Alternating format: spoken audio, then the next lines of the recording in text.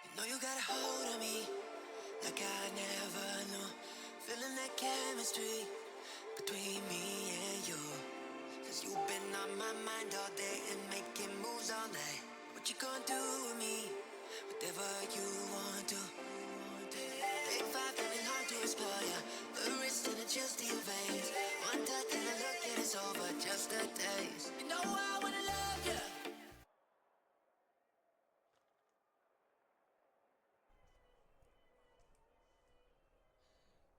Hello and welcome everybody to the Finals Pro League Season 0, hosted by ya boys Artie and Jerry. It is Pro Hubs, the finals. It is EU Playday number 7. We're almost there at the end, Jerry. We are, and I was just chatting about this, how it's not even really the end. We've got so much beyond the group stage as well. The playoffs and the Championship Series all yet to come. But it will be the end fairly soon of our group stage, and that means we're going to be saying goodbye to Cash Out. And I'm sad about that. I don't know about you, Artie. I know a lot of people in the top scene, they really feel like they're raring to go for those 3v3s, though, aren't they?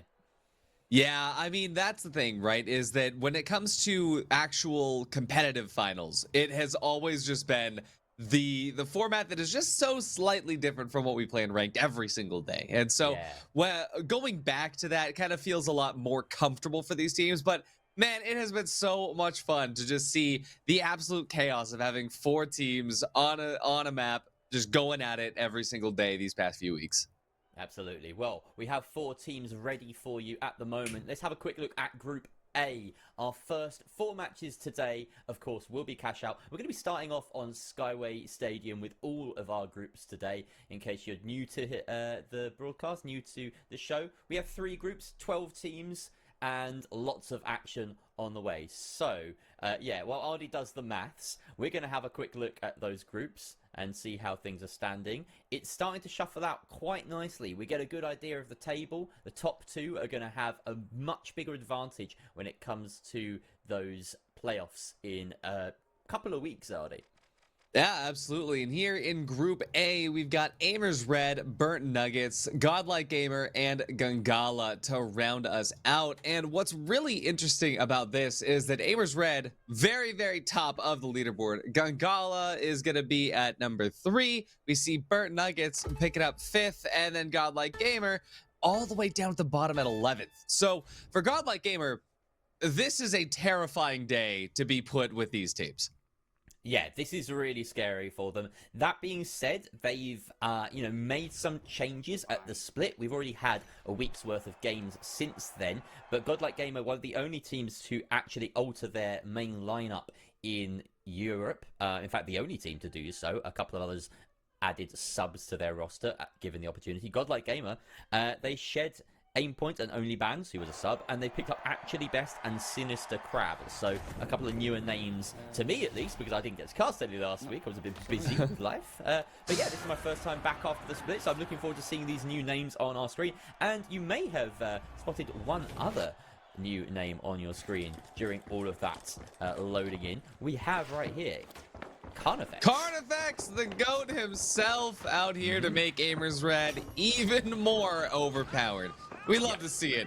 Gangala is going to be taking the lead here to pick up that first vault, but Aimers Red, they're right on their back. A nice lock bolt coming in here will stun the progress out a little bit, but Carnifex, the light demon himself, look at that tracking as he jumps over to take out Nagini. Wow, beautiful tracking, and this fight does seem to be going the way of Aimers Red. They have managed to wipe the purple team, so fantastic work by them. Over on the other side of things, we keep track of Jurgen, who seems to be the last alive on his team, trying to get that res. Burnt Nuggets taking a little bit of flack here. Oh, but he doesn't manage to stick it, and now he's under the kosh. Here comes the Cerberus, and we know how dangerous that can be. That's another wipe going the way of Burnt Nuggets this time. A little bit behind the pace compared to Aimers Red, but they'll be very happy with that start.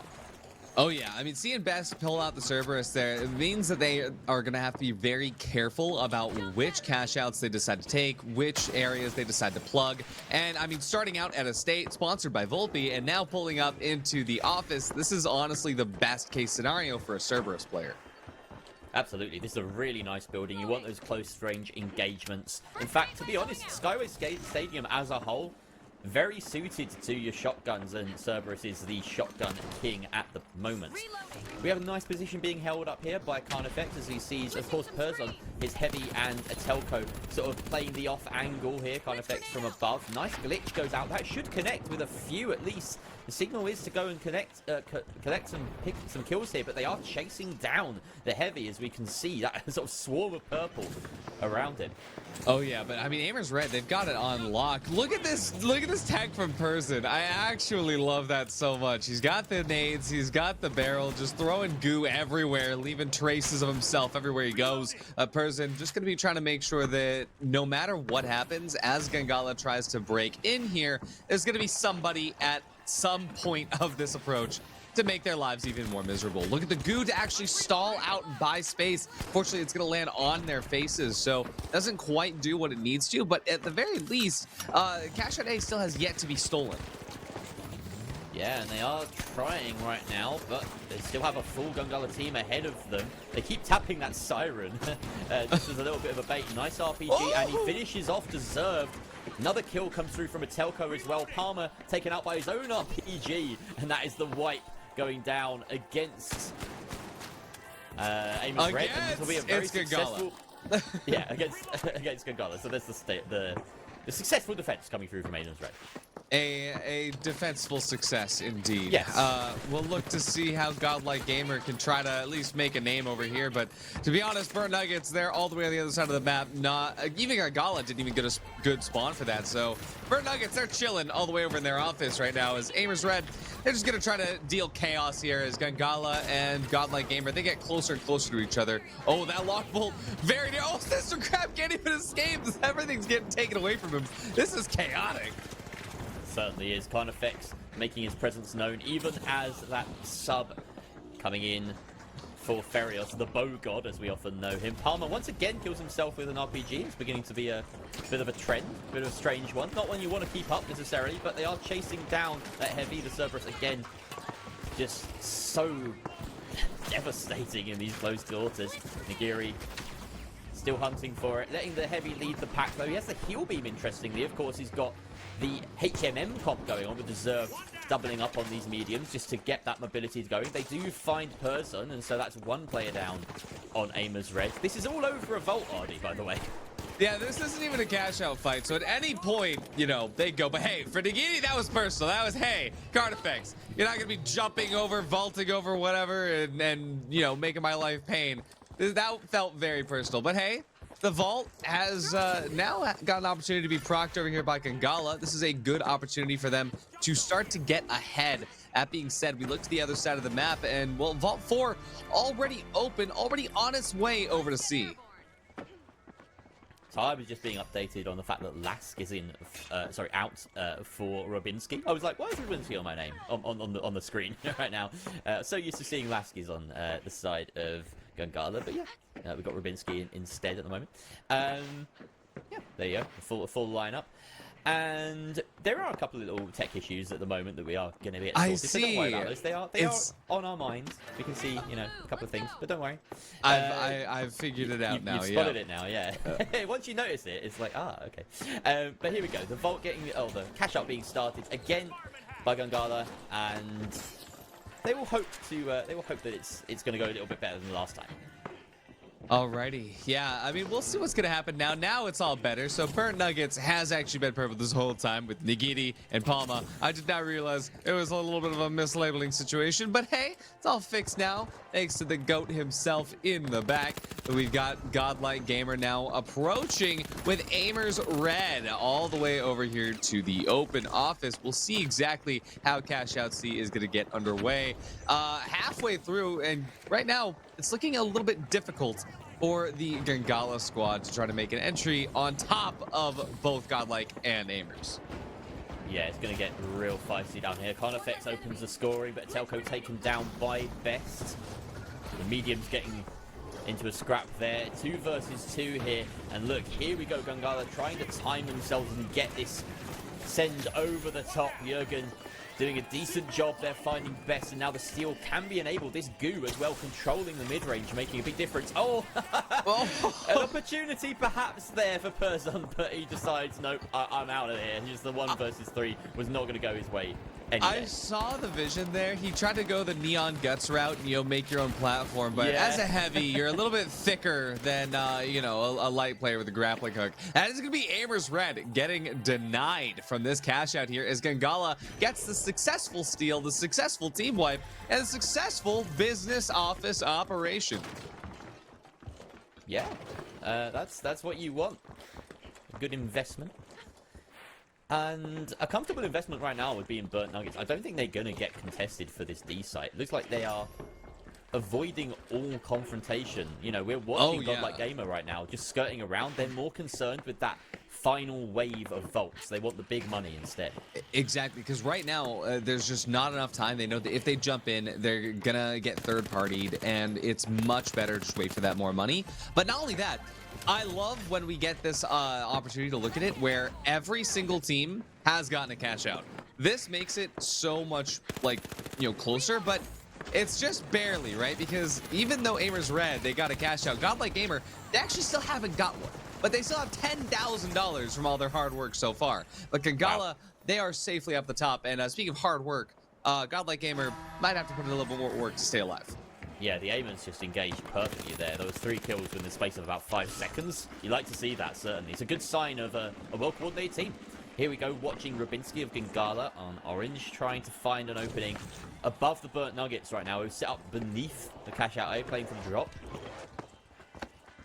Those DMAT holes seal themselves up with the time just, playing in their favor. They really just probing. Oh, nice move, though. Getting it open and winching it out. It's my favorite move. I love the winch claw for this reason here. Burnt Nuggets, they're all stacked up trying to figure out where to go. And as they move out, Rubinski is on the back line with the XP54, just dealing some damage. Now, they don't have to force the steal. They did this so early that they're able to just take their time with it and force Burnt Nuggets out into a bad spot. Palma gets the first pick onto Jurgen, but Honeypack, he gets the double. Palma is going to get res up by Nagini, but only half HP. Rubinski's going to come in and try to clear it up, but wait a second. Honeypack even actually manages to take out Palma, but no way. It is the wipe, but now it's the third party. Coming in for the third party after all their hard work. It's going to be for naught, and the steal against Burnt Nuggets even. They didn't even have time to get the money from the steal. Jurgen now scrambling as he comes up against an entire squad of Godlike Gamers on their way up the stairs. He's doing such a good job of moving and surviving. Godlike Gamer deciding they need to shore up the defense rather than hang on and try and, go for those kills. Godlike Gamer, very secure here. 3 peaks up. Jurgen going for that slow res. He's not got long to work with here. Honestly, this is a little bit unfortunate there. I mean, especially if we look at the other side of the map, Aimers Red, they're going to be chilling, guaranteed a win here, but that's why Burnt Nuggets has moved on, decided to try to go over to Aimers Red here, and looks like it's not going too well for them, but same here with Gangala, still just doing their best up against Godlike Gamer. Gangala, they are at the opportunity where they could get the win here, but I don't think he's got time. It's going to be so close, but it doesn't look like he's made it. Unfortunate there, and we have a few seconds left as the final catch out on the other side. But it didn't matter. It didn't matter. Yeah, Godlike Gamer didn't have enough money anyway. Gangala actually still walked away with second. Wow. And that's just how close this game was, right? Like, look at the cash tallies at the end of it. So close. We'll get to see the final scoreboard and get a proper assessment of it in a moment. But yeah, that was a very tight, very chaotic first game to start us off today. Yeah, this has been pretty incredible to see. And not only that, but when you have these moments where every single team gets a cash out, even teams that are towards the bottom of the leaderboard, it's pretty refreshing. It shows us how competitive this really is. It shows us that, all these teams together gonna have a good chance. But for Godlike Gamer, it's still not enough. Even though they got that last cash out, third place finish is not gonna pick you up out of the 11th spot on the leaderboard.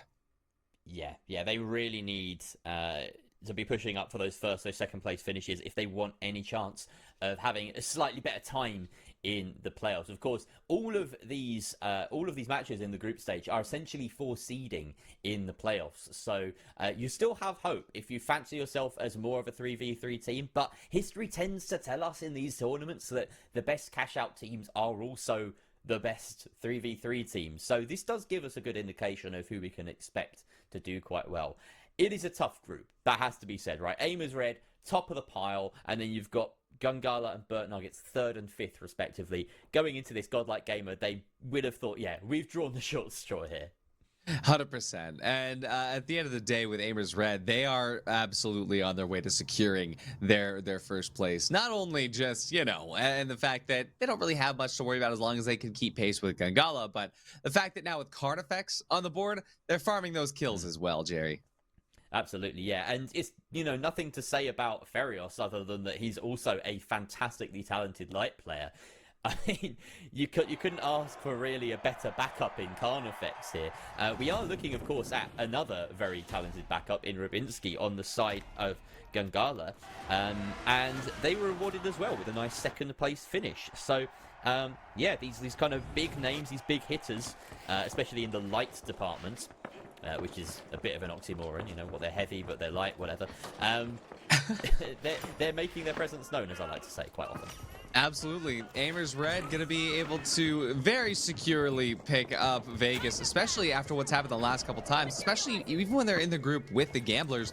Aimers Red typically ends up taking Vegas by storm. We're going to be seeing them drop in onto Burnt Nuggets this time, and we'll find out exactly if this is going to go their way. Nagini going wild with the Cerberus yet again. Vegas, a much better map for this gun.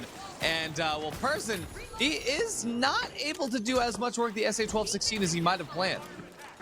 No, the plan was definitely to do better than that. Same can be said for Godlike Gamer, who've been wiped on the other side of the map by Gungala. So, yeah, going quite well for Gungala and Burnt Nuggets right now. We're watching Burnt Nuggets as they take their vault all the way over to A. And I do like this site. This is a really nice site. You can defend it from all sorts of angles. It's really difficult when attacking to know exactly which position to come in from unless you've got that sonar, unless you have some read, because the likelihood is attackers have set up all manner of cross angles on it.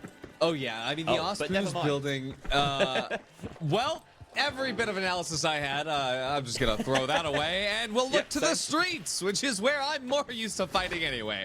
We'll also see this nice big, you know, upwards hold that we're seeing from Burnt Nuggets, which is a little bit discerning given the fact that Palma and Nagini are both using shotguns, but it's going to give Deserved an opportunity to get some long-range pressure out there on Aimers Red, and Nagini and Palma, well, they should be able to pad over onto the cash out should anybody try to steal. Carnifex going to be up the sideline here to pull them away, and look at this, look at the depth that he's trying to pull them out, giving Aimers Red a really good opportunity to get in, but no, Aimers Red, they're going to be diving up to the top anyway. They know they have to take this fight. They get down to half HP, gonna have to go for the reload, but unfortunately, Person is gonna get taken away before any chance of survival here. That is gonna be an out for Burnt Nuggets as Palma takes his own life with the RPG, and Aimers Red, they've shown us why they picked this map. Yeah, that seemed to be inevitable. I want to just comment on Aimers Red's spacing there. They were so, like, controlled and disciplined with how, like, what sort of distance they took those fights from. Yeah. And that's really what won them the fight. They had the range benefit. Carnifex taken down very far away from the rest of his team. No doubt that'll be a point later on. He was just out there fishing for kills, maybe a cheeky third party or a steal or something. Either way, at the moment, Godlike Gamer look like they're in control of B. They haven't had the chance to get this steal. Burnt Nuggets are coming in, but I think, no, they're going to the other point. So, great glitch grenade there, and that could be enough to protect it, but no, the steal is successful. The glitch was not enough. Jurgen turning up just a bit too late. Rubinski managed to get that kill with the light, but the steal went the way of the other team. That is actually insane. So the reason Carnifex went all the way out to the other cash out just to start griefing is because Aimers Red knows Gungala is the only other team that's close to them on that bracket. They have to grief Gungala from getting second place. And by allowing Godlike Gamer, by kind of third-partying with Carnifex, giving enough carnage to allow Godlike Gamer the upper hand, the opportunity to actually get that steal away from Gungala, I can see that Carnifex is out here playing chess. Yeah, they absolutely are. And it's an interesting one as well, because it's not just a case of, you know, picking who you don't want to go up against in those matches, you know, trying to manipulate the standings in some way and forcing, you know, certain players, certain teams further down the leaderboard away from you. The teams that they're not playing, that, you know, teams like Aimers Blue, teams like Saints 1, they'll be looking at this and thinking, yeah, you know what? Thank you, Aimers Red. Thank you for taking Gungala down a peg or two. It's going to make it easier for us to make sure we get that second or first place spot ourselves. Going to be a very interesting cash out, to say the least, given how early Aimers Red was able to get this started and how kind of passive we know Carnifex likes to play off of these. We are going to be seeing Gungala also come through, but right now, Burnt Nuggets, they are able to take control a little bit of Aimers Red. And Aimers Red, they're not worried. They've got tons of time on this. The other side, it's going to be Godlike Gamer coming in control of the cash out that Gungala was trying to contest earlier. Gungala is still trying to move in for their potential to take that team fight, as we see the Burnt Nuggets stacked up outside of the Ospoos building, waiting for Aimers Red to proc the alarm. They haven't successfully defended a cash out yet, though. We've already seen them steal it once, plug once and lose it. So it's going to be an interesting set of engagements here. We see a lot of action in the kill feed on the other side of the map. It seems as though there's probably a 1v1 over there, but we'll keep our eyes here. Palmer very close to an engagement here with the RPG. They are hunting right now, Aimers Red, knowing that they're above, and oh, that is perfect territory for that SA-12 to get into, but he just missteps a few too many times. Persian Carnifex to Telco, shower the kill feed and smother Burnt Nuggets. Wow, they were a little overcooked there.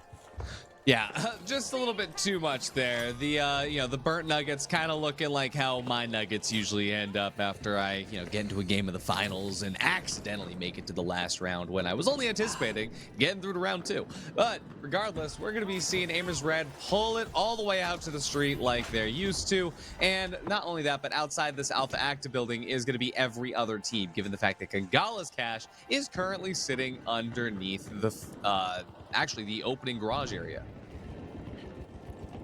Yeah, this is a really difficult position to assault anyone.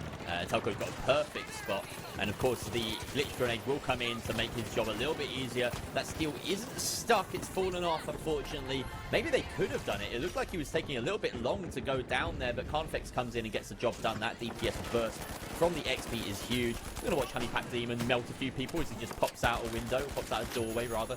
Not even a doorway, he makes his own doorway. It's a DMAP. Finds a couple for himself.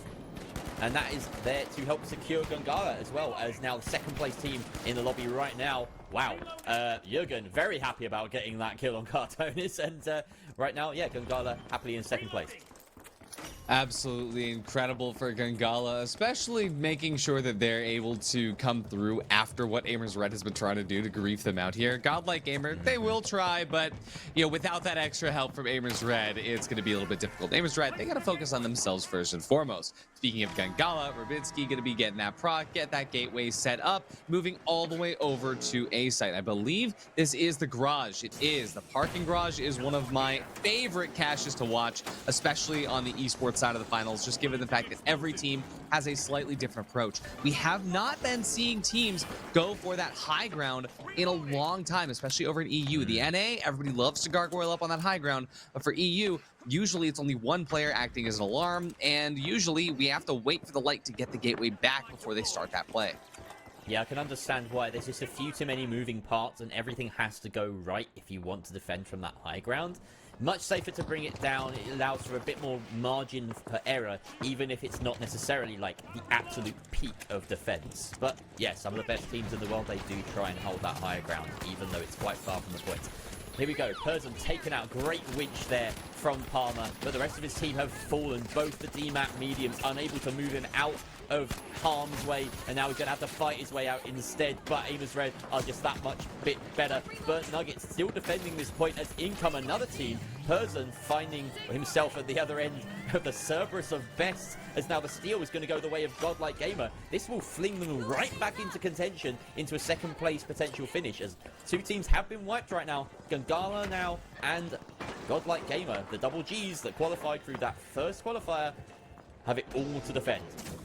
Yeah, this is actually kind of a worst case scenario for Aimers Red, given the fact that this is one of those times where it comes down to the very last fight. And for Godlike Gamer, I think they know that they're the most in danger right now. But for Aimers Red, if they are able to get the steal up on Gangala, it's going to be better for their bottom line.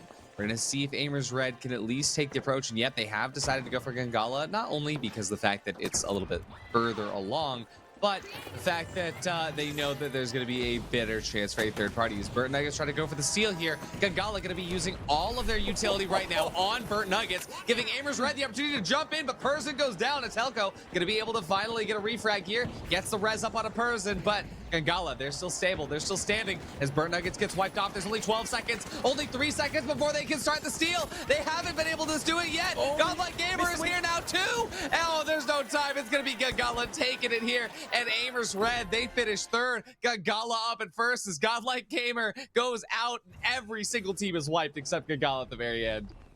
Wow, excellent hold by Gangala. We saw the discipline of Jurgen, particularly with that high ground, timing his utility perfectly. That was exemplary heavy play. We saw the RPG come out. We saw the dome come out, the winch. That C4 in particular, catching an entire team. All of their health bars got chunked there. It was one of the most satisfying C4s I've seen in a long time. And yeah, Jurgen with only 6 kills, but you know, that really doesn't do credit to how well he played at the end there to secure his team the win. Rubinski as well, 11 kills. Honeypack Demon on 6 gives them a grand total of, quick maths, 23 for the map. So, what, 123 points total for Gangala? They'll be pretty happy with that. Yeah, it's going to be a very good time to beat Gangala, especially given the fact that you know, over the last couple of rounds, it was not necessarily the way they wanted it to go. But Gangala has been surviving all of Aimers Red's punches being thrown at them, and then to finish first on Aimers Red's map pick, it's kind of a picture-perfect ending here. Absolutely, yeah. There's some excellent plays during that. I feel like teams are starting to kind of warm into it now. We've seen some of those macro plays that we get to talk about where, you know, Aimers Red definitely have a target on their backs, as do Gangala, that extra incentive to really go against those teams and make a difference. At the very end as well, some interesting plays. We saw, you know, 2 cash outs that were ripe for the taking, and yet an attempt at third partying on one of them. Perhaps some of those motivations were at play in that scenario, instead of going for, you know, the easier potentially 3 versus 3s against teams that you expect to win against. If you're Aimers Red, if you're, you know, the likes of Aimers Red going against a third party, maybe you think we should have gone for that other cash out instead. It's one of the very difficult things about Las Vegas is that if you want to go for those approaches, we always talk about this, that you have 2 options. You either take the fight really early and you give yourself the chance to respawn, or you give the other team a chance to respawn and come in, or you wait until the last second so you guarantee it's only 1 team fight. And for Vegas, even if you want to go for that early fight to guarantee that there's going to be a second chance or that the respawn timer is going to work in your favor, you still have so much setup that you have to do. Whether it's rotating around the map in the right way, going all the way out around side one of the buildings, there's only so many different flank routes inside of each casino. And on top of that, when it comes to the verticality, the layout, you don't know where the team is holding from. It could be so much time invested to that hunting phase that we don't see a lot of teams get a second chance after that cash out, unlike the other maps. And I think that was one of the things that made it a little bit more difficult for Aimers Red. Not to mention all the teams running Cerberus, which sometimes works fantastically and sometimes doesn't work at all. And so now we're going to be jumping into map 3, and it's going to be Cis Horizon. That it is. Let's get going. Here we are. So, Honeypack Demon will just a quick look at his arms appears to show that he's, you know, carrying an AR, sounding like a Scar, or the Scar. Sorry, the Scar, but you've, you know, got a bit of a cold. It's the Scar. We know it's the Scar. First blood goes the way of a light, but the kill feed is glitching so much that I can't read. It's a light on the side of Burnt Nugget. So congratulations to whoever that was.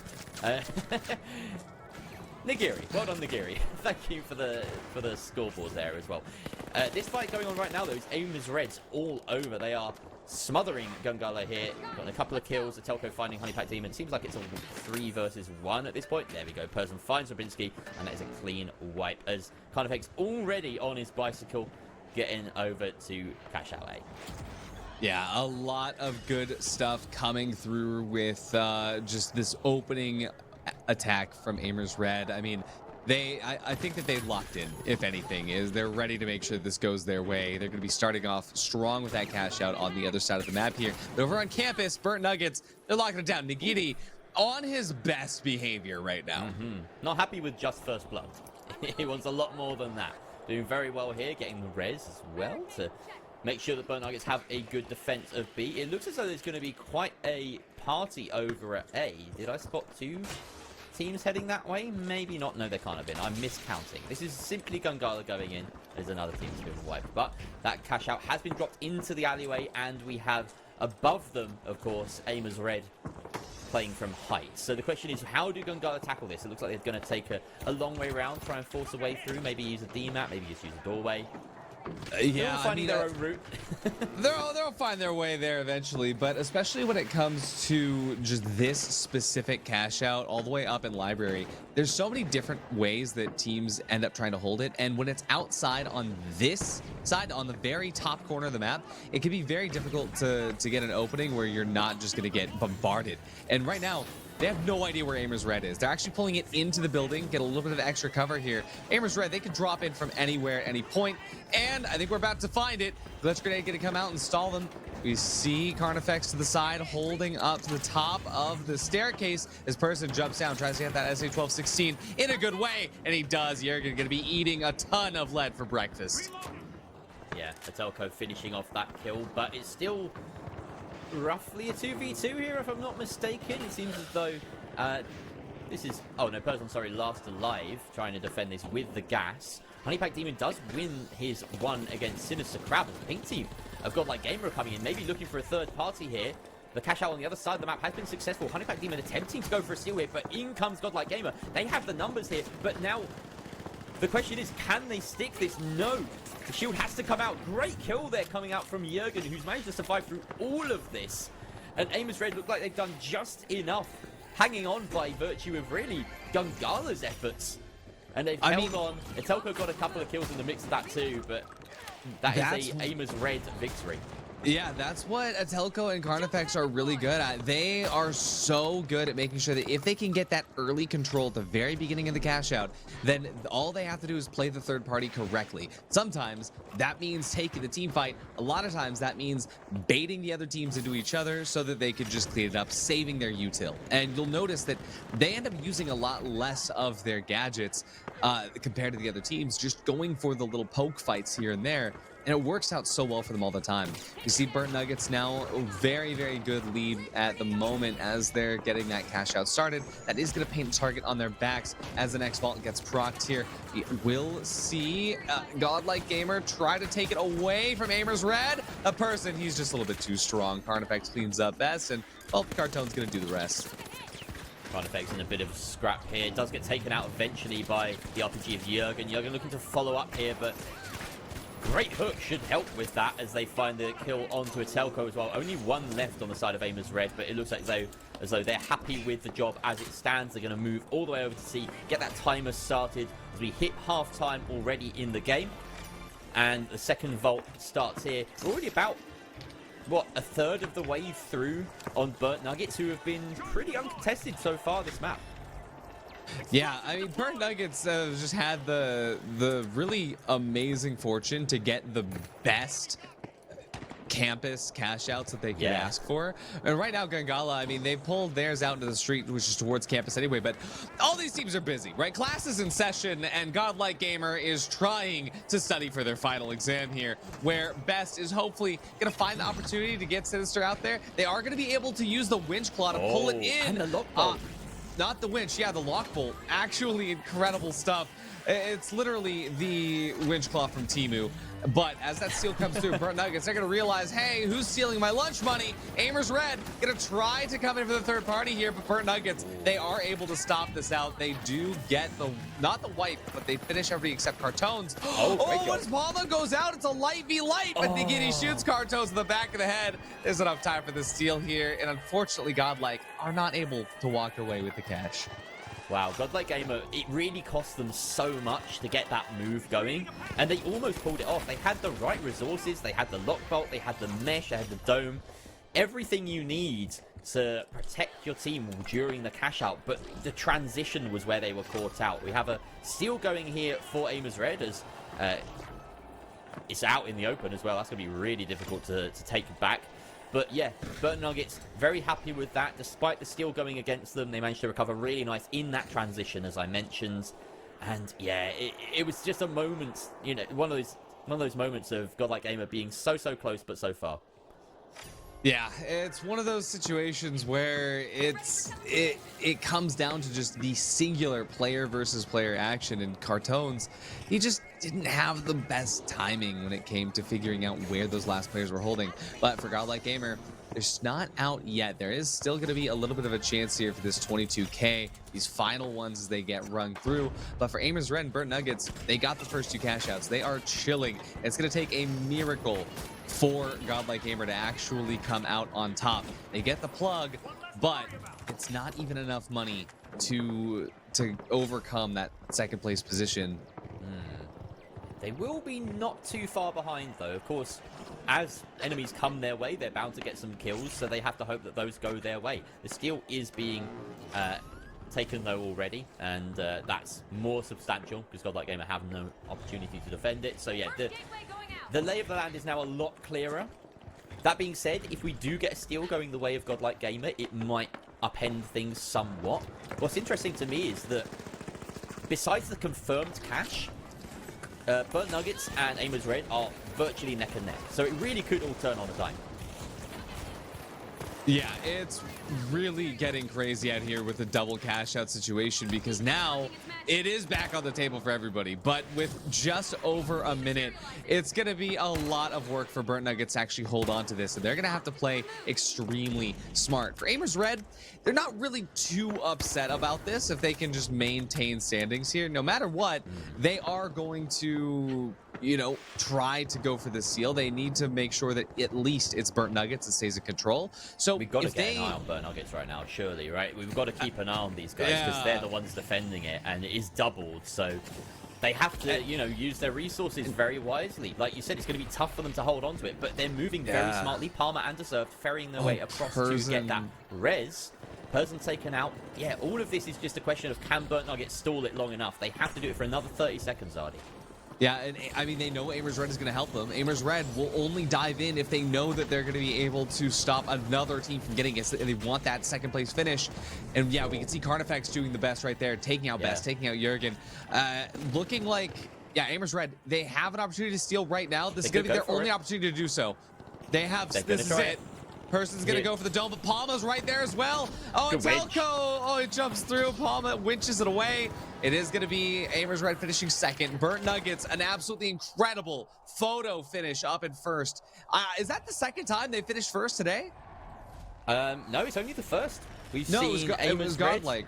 We've seen Aimers Red, we've seen Gangala, and now we've seen Burnt Nuggets with the first place finish on Sis Horizon. Wow. So yeah, it's only Godlike Gamer that have not finished first. In fact, the first place finishes have cascaded down the table from Aimers Red to Gangala to Burnt Nuggets. So maybe Godlike Gamer are due on this final map. Yeah, a lot of very hectic trades coming through. And I mean, look at these Burnt Nuggets. It just goes to show it really is about strategy when we have deserved 0 eliminations, 240 support score. Bro is really out here just doing the absolute least, but getting the most impact out of it. I love to see it. But yeah, I mean, Nagini and Palma putting this on their back saying, hey, let's make sure that we get that double. For Gangala, it's a very just unfortunate set of circumstances. Again and again and again, we go back to Godlike Gamer almost getting that steal in campus and just not able to overcome the Burnt Nuggets themselves. Yeah, well, I mean, you could talk about Nagiri and say, you know, he's only got that one kill, or sorry, not Nagiri, yeah. Say he's only got that one kill on Burnt Nuggets, but making the biggest difference. And it's interesting because most of your job as a medium is to be, particularly if you've got that DMAT, you've got the jump pad, you've got the zip line, is to be moving your heavy around as that core unit and then allowing your light to kind of orbit. And the exception to the rule here is if you're a telco, because a telco had something like 3 times the combat score of any other medium in the lobby in that game. So Yeah, it can make a difference. Mediums can frag, and that is where you push the ceiling of your team. That's why Aimers Red are, nearing the top of the league, because they've got one of the best mediums in Europe right now. So Exactly. I there's love the more way to that be you done. put that with You the know? DMAT, because like it is exactly right. The DMAT specialization is you're heavy, right? But then yeah, a telco is if you have a telco the other team, it is I am getting shot from the ceilings and the walls. Like you try to call out like he's over there, and everyone's just telling you to take your pills because the telco is just absolutely wild with it. That's such a good way to put it. But yeah, I mean, we're about to approach the final map, and what do you think that we're going to see? I mean, this is kind of all or nothing for Gangala if they want to really jump over Aimers Red. And for Godlike Gamer, this could be their last chance to get ahead early on. It absolutely is that. And you know what? I don't even know what map we're heading into, so let's discover it together. It is Monaco. Do love a good Monaco. So, rounding things up, starting on Sister Horizon, Skyway, ending on Monaco, our two oldest and most beloved maps in the pool. At least my most beloved. I don't know how you guys feel about Monaco, Sister Horizon, or rather Skyway. Let us know in the chat, just to sound off, what's your favourite map, guys? We want to hear it. I'm personally a big fan of Monaco. For me, this is the default map. I mean, a lot of people that's Seoul, but for me, it's Monaco. Oh, wow. And to see Cartones going Three-piece? crazy with the XP54, getting that three-piece onto Gangala early on, say, hey, wait a second. We're the ones that actually need to make this work out. And yeah, just removing Gangala. At the same time, XP54 from Carnifex going crazy. This makes me want to unequip my ARN and pull that XP back out. You've got to force me off the bow or the sniper before I move on to anything stock and, good. I'm such an off-meta Andy when it comes to light that I do troll myself a little bit. But yeah, it was a bit of an XP highlight reel there to start things off. And now we're watching Burt Nuggets, who managed to best the XP there. Taking down Carnifex really was the turning point in that fight. And now they're taking this box all the way over to the forest. What do you call this? Like elevator cash out. They're taking it off the elevator though, either way. So it's a good cash out to defend because very few people actually want to come through this forest, to be honest. Oh yeah, this forest is really, really interesting to hold because a lot of teams, if they are going to try to dedicate their medium to that Cerberus, then you start to get those very insane plays, which is why we actually see the smoke barrels coming out. But for the most part, no team is really equipped to hold this from the street. So we are going to see Rabitsky trying to hold on from the sidelines and doing a ton of damage at the same time.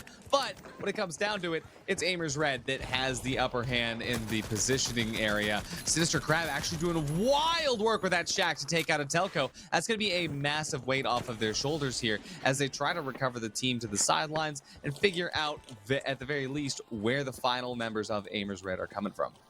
Yeah, that is the question. They are circling as we can see them. Oh! Cartoons gets a sniff of Person, more than a sniff, in fact. He's down to almost a smidgen of HP, but Carnifex are there with the backup. Best goes in to try and rescue things. It goes to that defib, gets it, but he's taken down by Carnifex as well. Now only one full HP player up on the side of Godlike Gamer. They are scrambling, trying to find this. Great shots landed by Person. Excellent movement, dodging a hail of bullets in his direction. The C4 rather the RPG comes out, almost finishing off Sinister Crab, takes him out there, and Carnifex does the job on the other side of the spectrum. The great defense of this point. The wipe is not there. There was a coin, but they will get the steal. I would just like to point out how consistent Person is with Ali as a heavy, with the shack, or with the SA-1216, with the winch, with the RPG.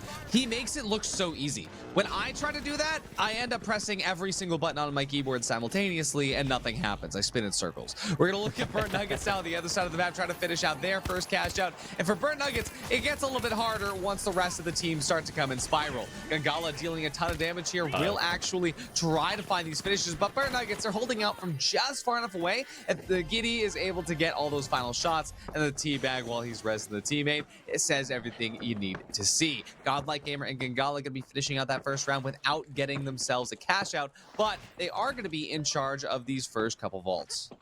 Yeah, those fights do matter, even if players tell you they don't.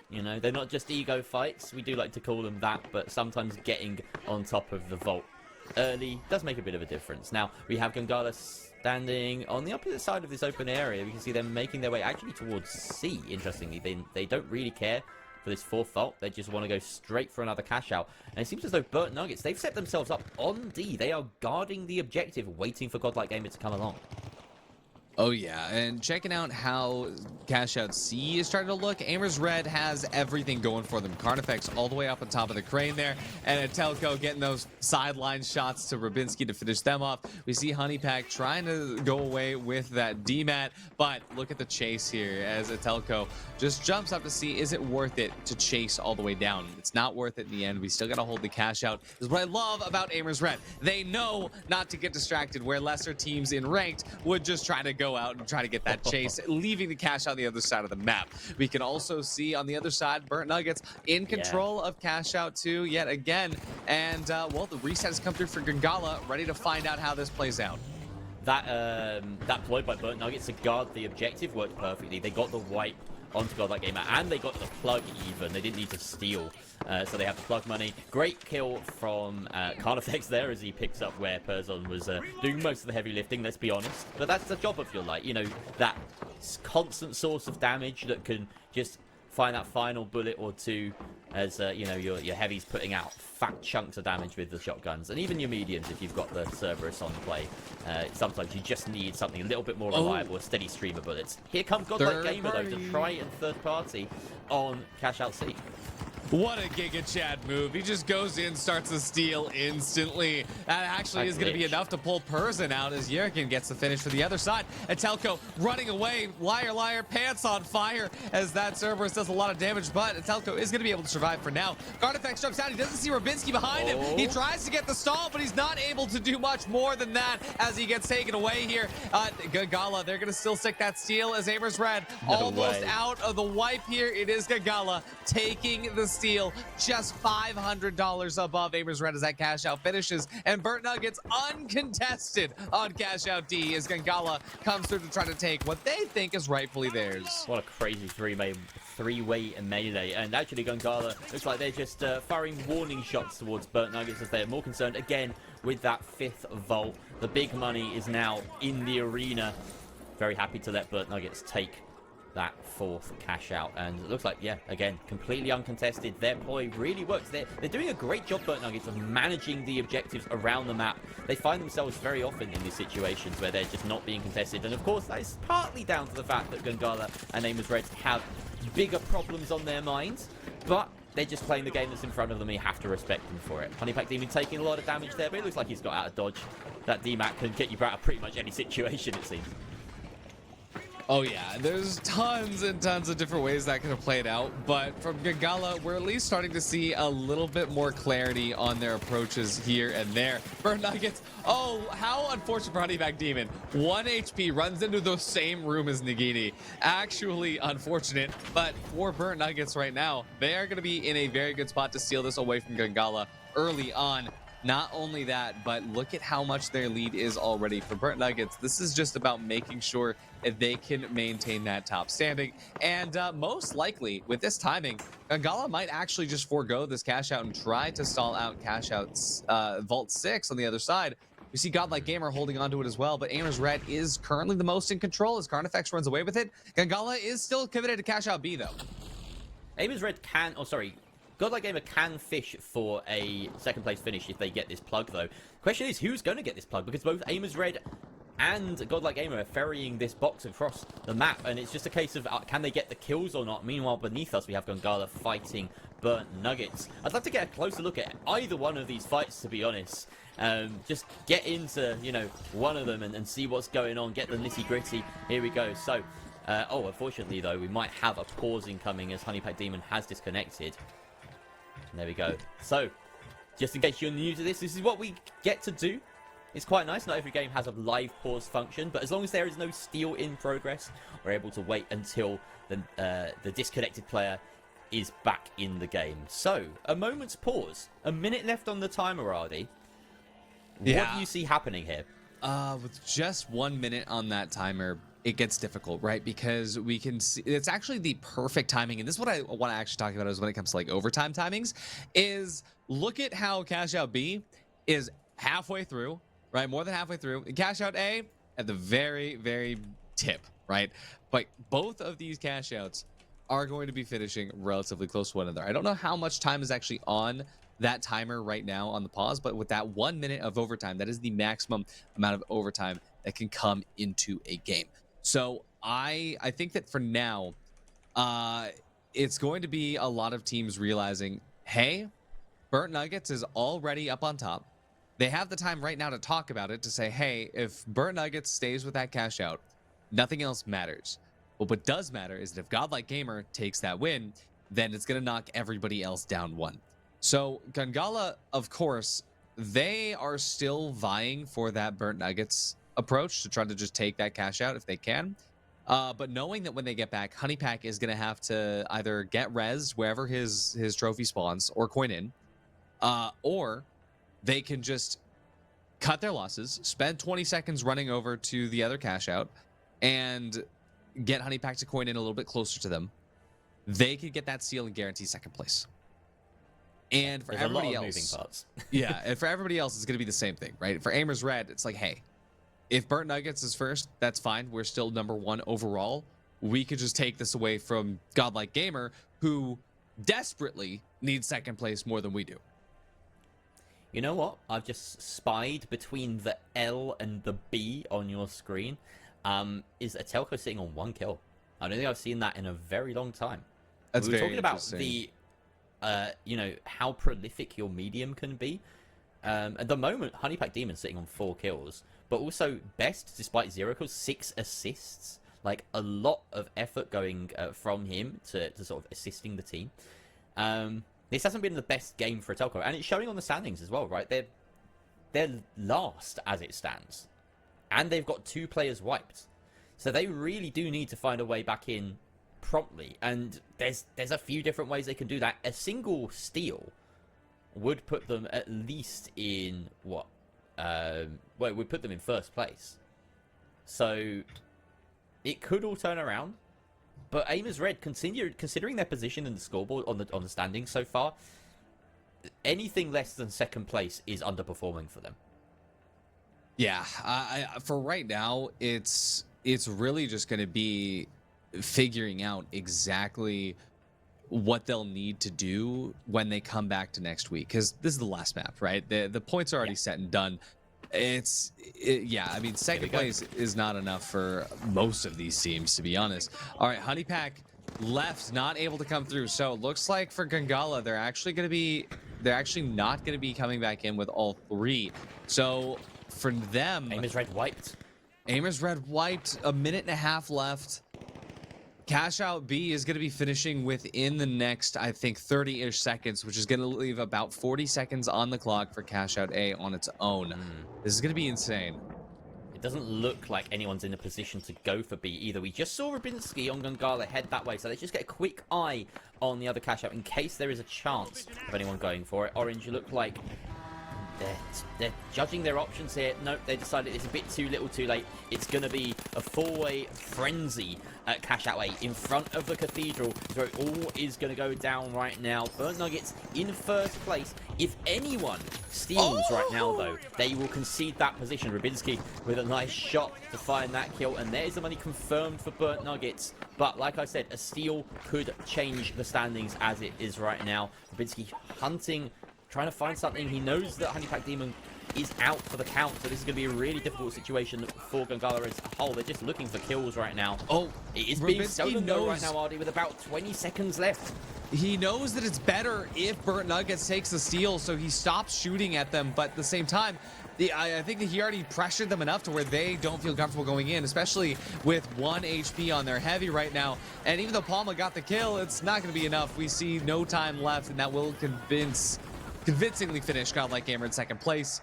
Gangala unfortunately finishes in third, and for the first time, I think ever, Aimers Red in last.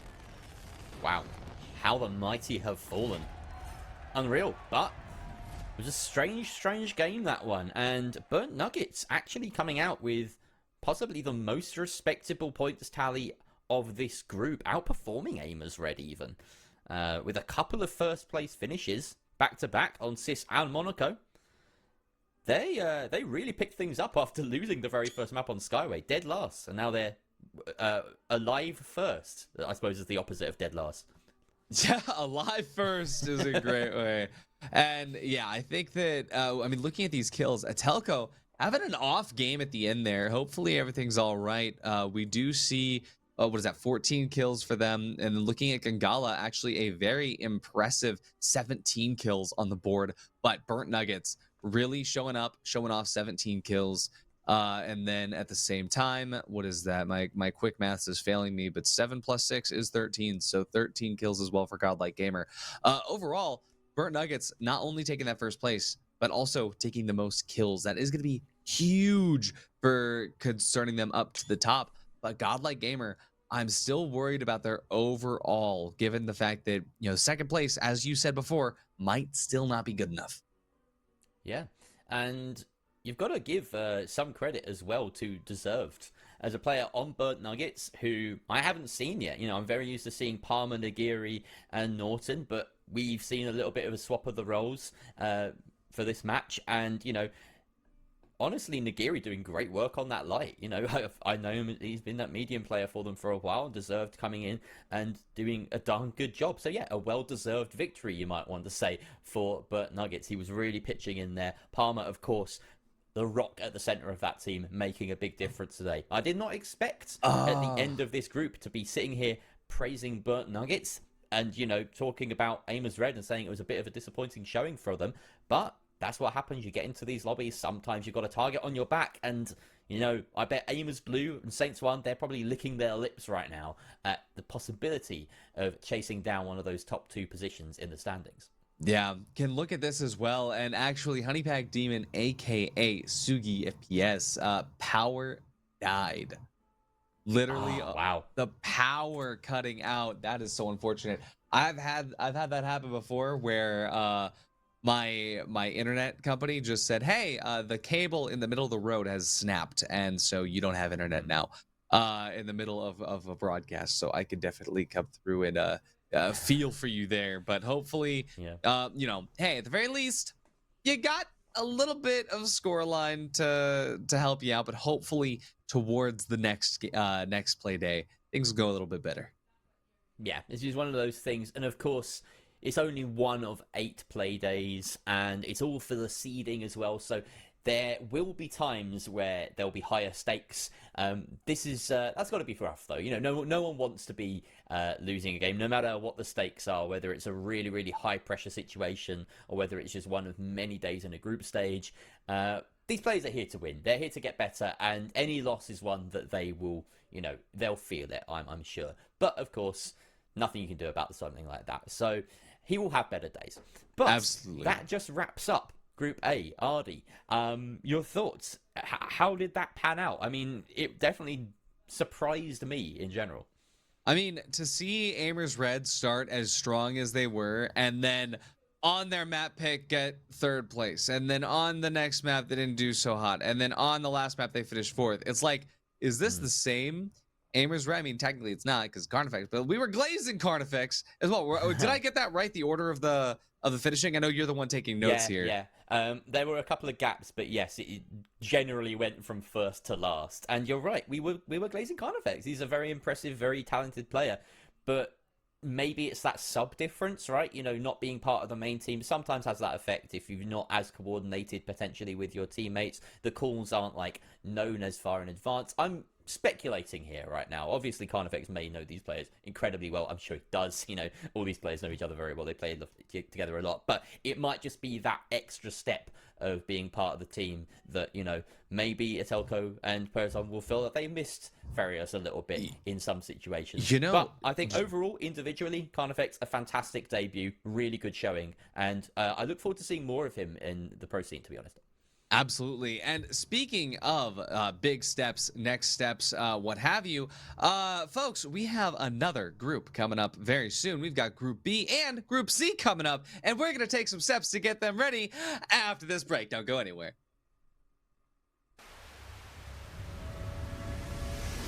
This isn't just a game. This is TNT. Welcome to the jungle, and welcome to 8 Squad's Thursday Night Throwdown. Featuring the game's top talent, pick up games where chimps become champions. Thursday nights 8 to 10 p.m. every week, only on 8 Squad. Catch us live on air on Twitch at twitch.tv/8squadorg. In the world of sports, every second counts. Every move matters. That's where a Spooze comes in, the sports beverage designed for champions. With a Spooze, it's simple as pop, pour, perform. Packed with electrolytes and essential nutrients to keep you hydrated and energized, Spooze is your go-to drink for peak performance. Whether you're just carrying the vault or securing the winning cash out, Spooze is there to fuel your victory. Its unique formula is scientifically designed to boost your stamina and focus. Spooze, for those who dare to excel. Pop, pour, perform. It's showtime!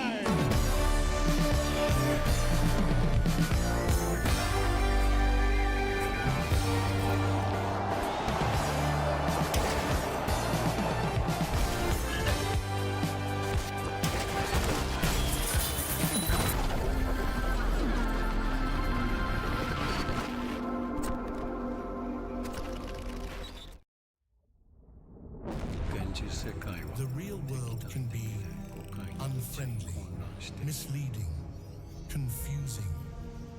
But your world doesn't have to be. Reality Shield will protect you, cutting out the noise, making the world perfect. We do not censor. We cultivate. Engimo.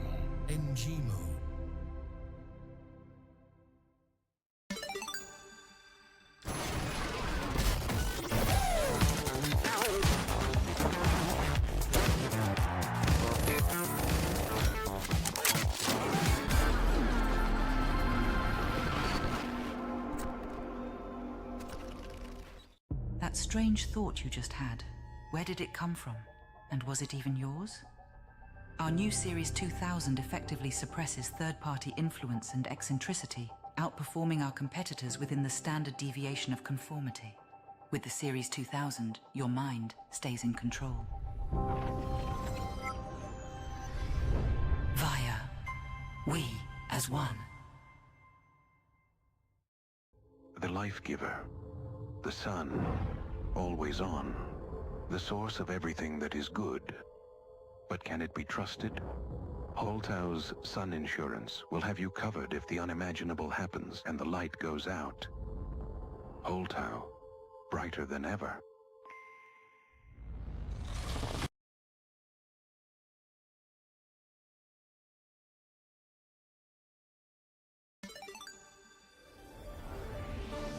You know, June, every time I think I've seen it all, the finals proves me wrong.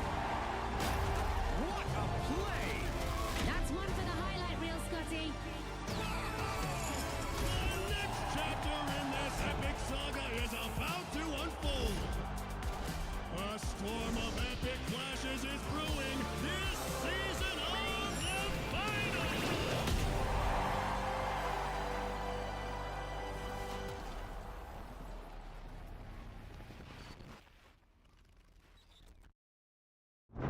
The stars.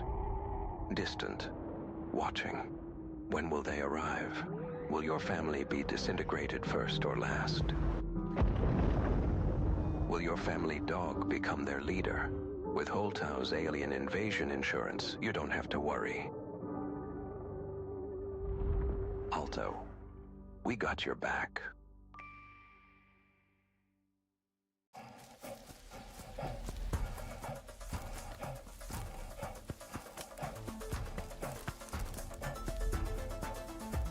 Absorbe ce que c'est. Monde, monde, pour misérable et fortuné. Ce que tu désires devenir, c'est ce que tu es. Alors, absorbe, absorbe.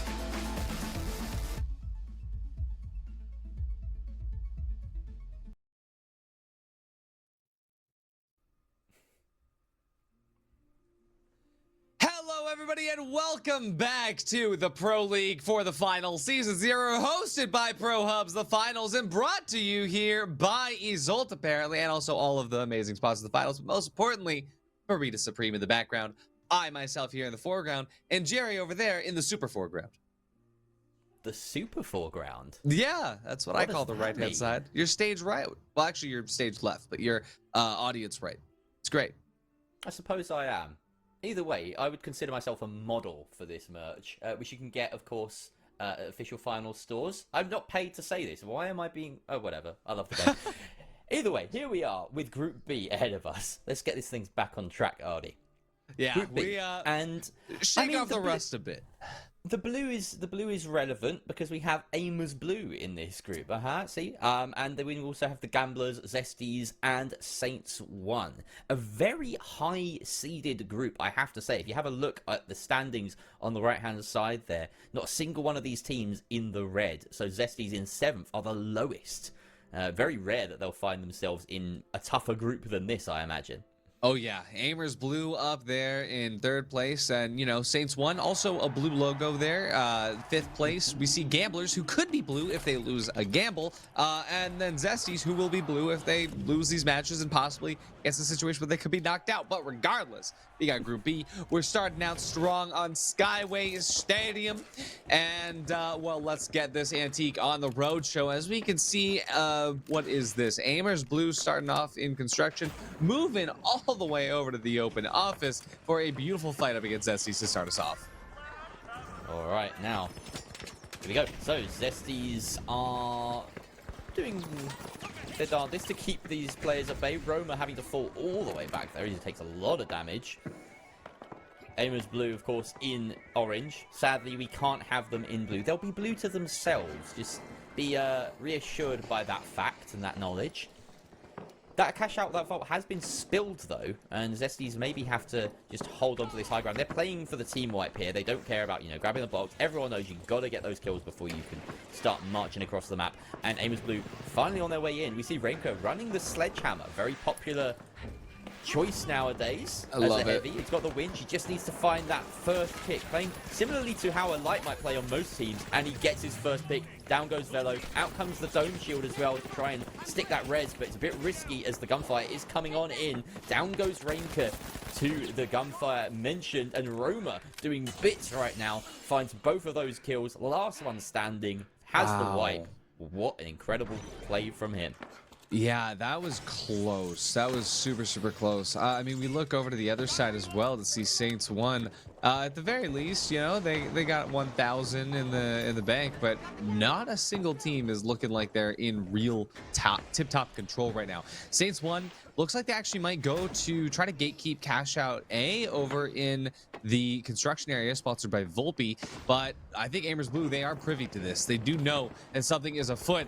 Oh, but unfortunately they don't know fast enough, and Ramka is going to go down immediately. Roma does the damage up against Mickey here, but Saints 1, they are in a position to possibly get that plug. That extra couple $1,000 is going to help out here, but the rest of Aimers Blue is in tow.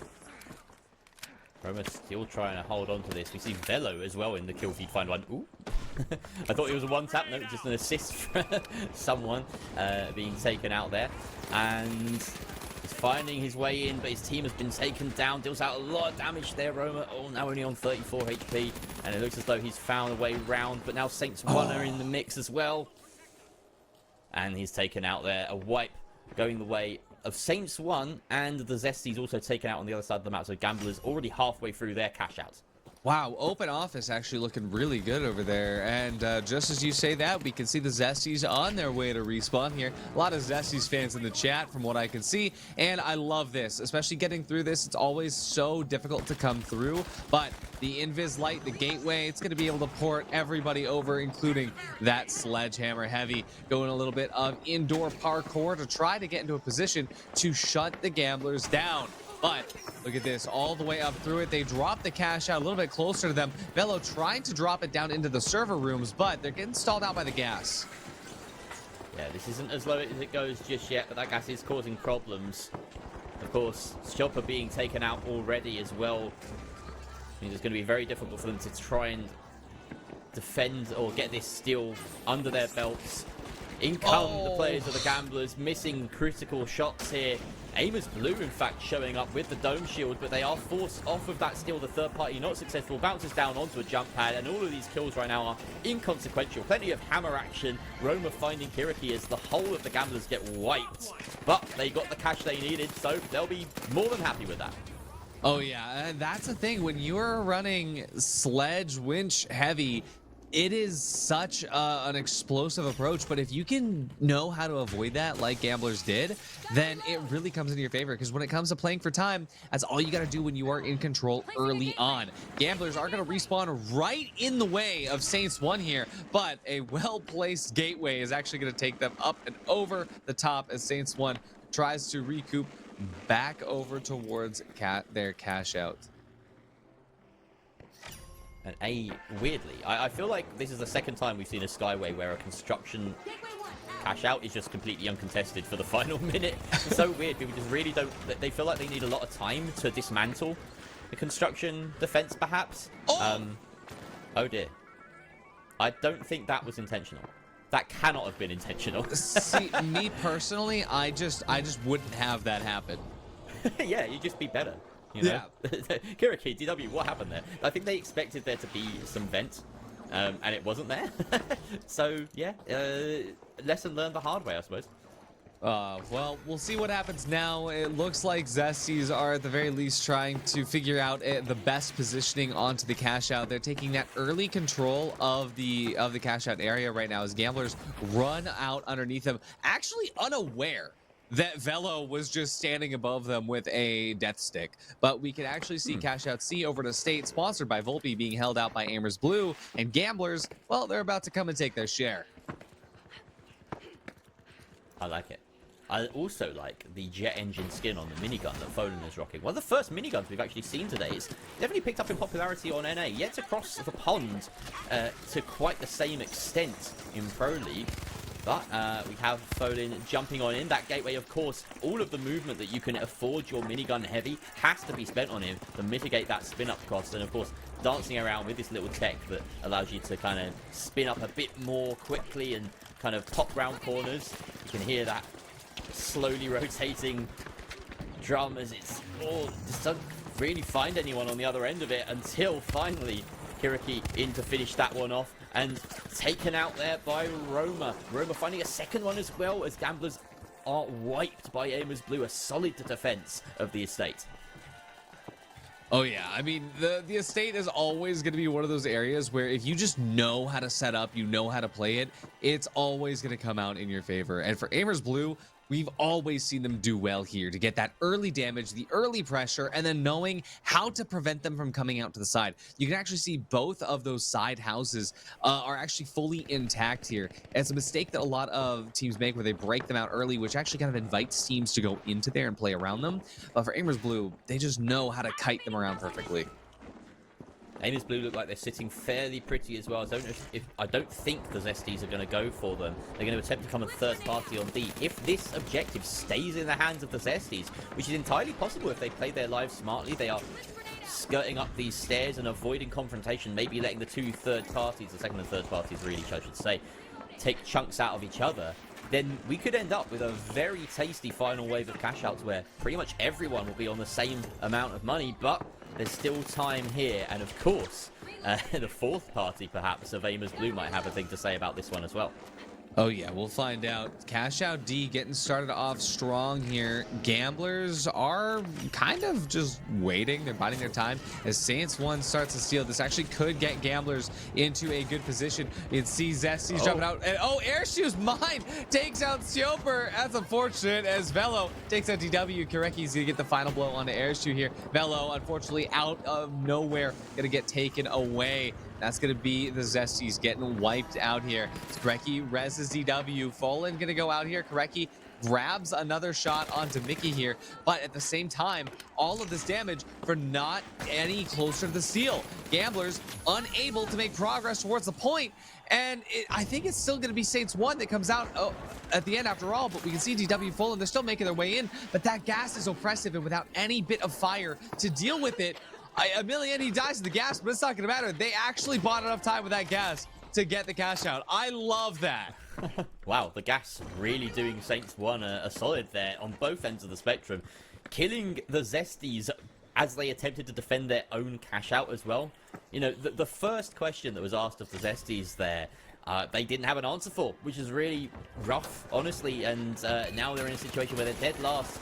Aimers Blue have the money in pocket to try and secure B. They're already halfway through because of just how far ahead they were.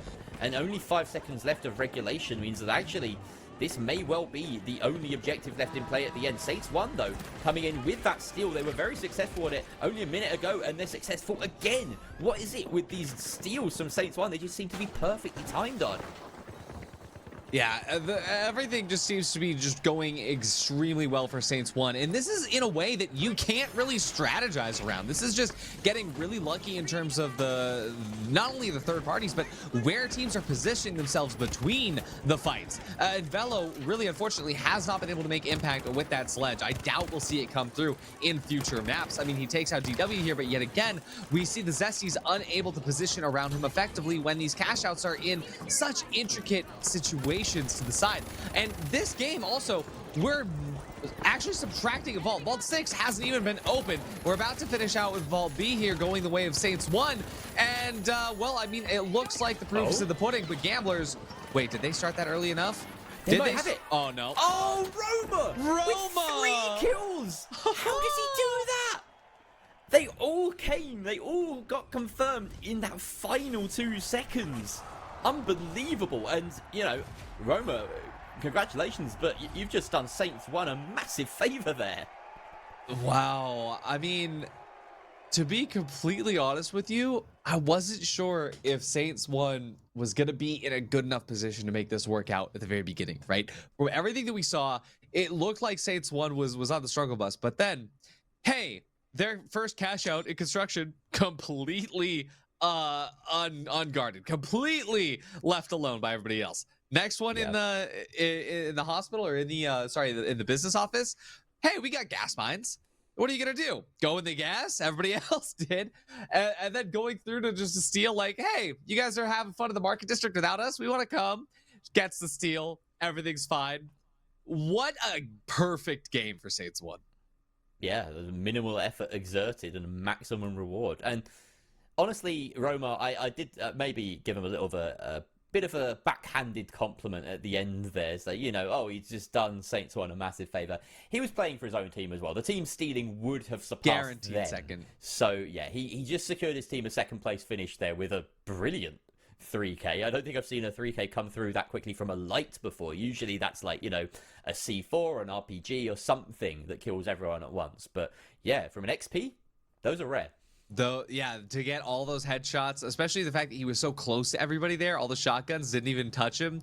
Pretty good stuff, to say the least. But yeah, I mean, we saw all the amounts of kills on the board, and Saints 1 with the least amount of kills, the most amount of cash. That's the finals, baby, and we're about to see what their pick is coming into map 2. I hope it's Fortune Stadium. I love Fortune Stadium. It's gonna be Seoul under construction, which it's not Fortune Stadium, but I'll take it. You know, I don't think we've seen very much Seoul at all this season in EU. It's been brought out. I mean, the most I remember casting it was on. I can't remember which Playday it was, maybe 3 or 4, where it was the caster's choice. It was the starting for the first map. map. Yeah, exactly. Apart from that, I don't think it's been picked very much. So this is a very intriguing choice here. Saints 1 going there, and yeah, I'm just excited because I think it's one of my favorite maps in the whole game. Yeah, especially with under construction, right? I mean, it gives you so many different opportunities. And for Saints 1, this is actually going to be super good for them, because if there was any other map where you could have the opportunity to be uncontested, you could have the opportunity to get those pristine gas plays and insane third-party stall operations, it's going to be this one. But we'll see. What I'm curious about is actually Zesties, if Velo sticks onto that sledgehammer, because I'm not sure if you saw, Jerry, but he had 7 kills with it, which was the most on his team. Yeah. But it still felt like they weren't able to make impact just playing around it. And let's see, he's still on it. Yeah, he's certainly EU's sledge bearer at the moment, and it's difficult to force him off this. You know, he's very effective with it. It has to be said. There's been games where he has pretty much carried and plays a really, you know, just unsure of how to deal with it, but It's Folin who draws first blood, DW as well following up, so it looks as though Saints 1 aren't carrying on in the same vein as they ended the last one. They've already been wiped. Velo sending out the RPG, does fat damage, but ASU taken out. Aimers Blue. Sorry, that's the other side of the map. What am I talking about? Yeah, Aimers Blue are here. I'm losing my mind. Artie. No worries. Take the wheel. We're in Seoul specifically. Yeah, we're in the area near Petronel Plaza, and right now we're all the way over to the sidelines in Hospital, where there's a lot of different fights that are happening, and not a single team is really anywhere solid yet, except for Gamblers who've just plugged Cash Out B.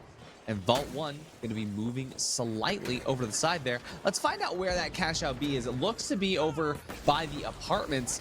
And for Cash Out A, that is going to be, of course, in the under construction area, given the fact that when Seoul under construction is in play, there will always be a Cash Out up here. Great. Okay, thank you, Artie. Just a few more questions for the old man. Is the war still on? And when is my TV show? I want to watch my pictures. I don't know. We live in the 21st century, and Okay. the biggest oil company in the world will always make sure that a war is happening. So yes, and we're gonna see Cash Out A going through, and Saints 1, they're gonna be in charge. And oil, is that what you use for, like, cooking? Something like that. Okay, cool. Great, I'm all caught up now. Let's catch up the viewers as well. Saints 1, they have this cash out already going quite well. Remka getting the kill on Velo, so he wins the sledgehammer battle for now.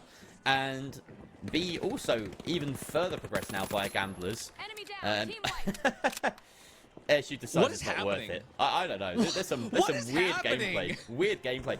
I'm used to commentating a bit more action than we're seeing right now. Guys, come on, step it up. Chat, there has not been a single fight at one of these cash outs. The only fighting that's been happening is other teams that aren't in control of the cash outs. We finally get Aimers Blue approaching, and barely any damage comes through on to Saints 1 right now. Aimers Blue, they are going to get the res onto Roma here, but Roma is then shoved back into a corner and has to try to find the time to heal, but then he gets tapped again, so he has no time to get that heal reset. Heal finally going to happen as he's over to the side, but he's disconnected from his team, and Saints 1, they know exactly where Aimers Blue is, trying to at least maintain, but oh, look at this, someone gets taken out here. This is huge. Mickey has a chance to res, though. Good positioning, though, from Saints 1. They've got one up, one down, and Mickey will get this res. But no! Zesty's come in and cause some chaos. This is not on the script. Zesty's now going for a quick steal, but Aimers Blue, they know the score. They know that this is an opportunity for them to jump in as well. The gas goes out, though. That would be huge for Saints 1 as they do manage to keep hold of this. The wipe comes through onto Saints 1, but it is still their point to defend. The question is the timer going to work in their favor? The gas is going to cause so many problems. Kills going left and right. Now we see Zesty's also wiped. Gamblers coming in after having secured theirs. Maybe they have time to steal it here. It looks like they do. They get the steal, and they've got both first cash outs. I did not expect that, but the gamble paid off, and for Koreki sticking onto that Serb really just made that entire fight pop. I can't believe they actually stuck through it. Yeah. But, I mean, that's the thing, right? The gas play that Saints 1 was relying on, it doesn't mean anything when you have a fire shotgun. No, it's true. The Cerberus has utility as well, as though it wasn't a good enough gun by itself. It also deals with goo and gas. It's crazy when you think about it. Alright, let's get Vol 4 going then. So Kiriki gets the tap on that. I love that they've got matching bunny outfits. The light on their team. Cartoonist needs to step it up, get that synergy going. It means a lot in this scene. To everyone involved. Saints 1 and Aimers Blue trading some entry kills on the other side of the map, but we're focusing squarely on this DMAP play that Kiriki is looking to leverage, but it doesn't go in with the Cerberus. Decides to bail and then go for the second peak after they've already spent a lot of their utility. Great decision making as well. The discipline coming out from Kiriki has done his team wonders. Airshoe does find the kill onto Folin though, so this is not all over yet. 2 versus 2, I believe, as that defib has come through. No, maybe 2 versus 1. He's just hunting for that last player. We can see him, but they can't. And it looks as though they're going to cut their losses, get this last player up, and get the cash out, or rather the vault moving. Oh yeah, I mean, this is going to be a good opportunity for Amers Blue to at least double down and figure out what was going wrong last time, how they can fix up this time. And for Saints 1 getting wiped here, it is a good opportunity. I do like to see Raimka actually sticking onto the sledge, but we'll see what happens now for Saints 1. I mean, that was kind of an unfortunate circumstance that they were not able to just fully stick through, even though they had what looked like a good opportunity. I don't know. It's been an interesting day, to say the least. It has. Just a quick glance at the timer. At the moment, it seems as though everything's a little bit slow. I'd be surprised if we get more than one final vault, given the pacing of this game. At the moment, Cash Out D is halfway done, and oh, look at that, moving up the elevator. That's going to be really difficult to stop, so the steal is successful.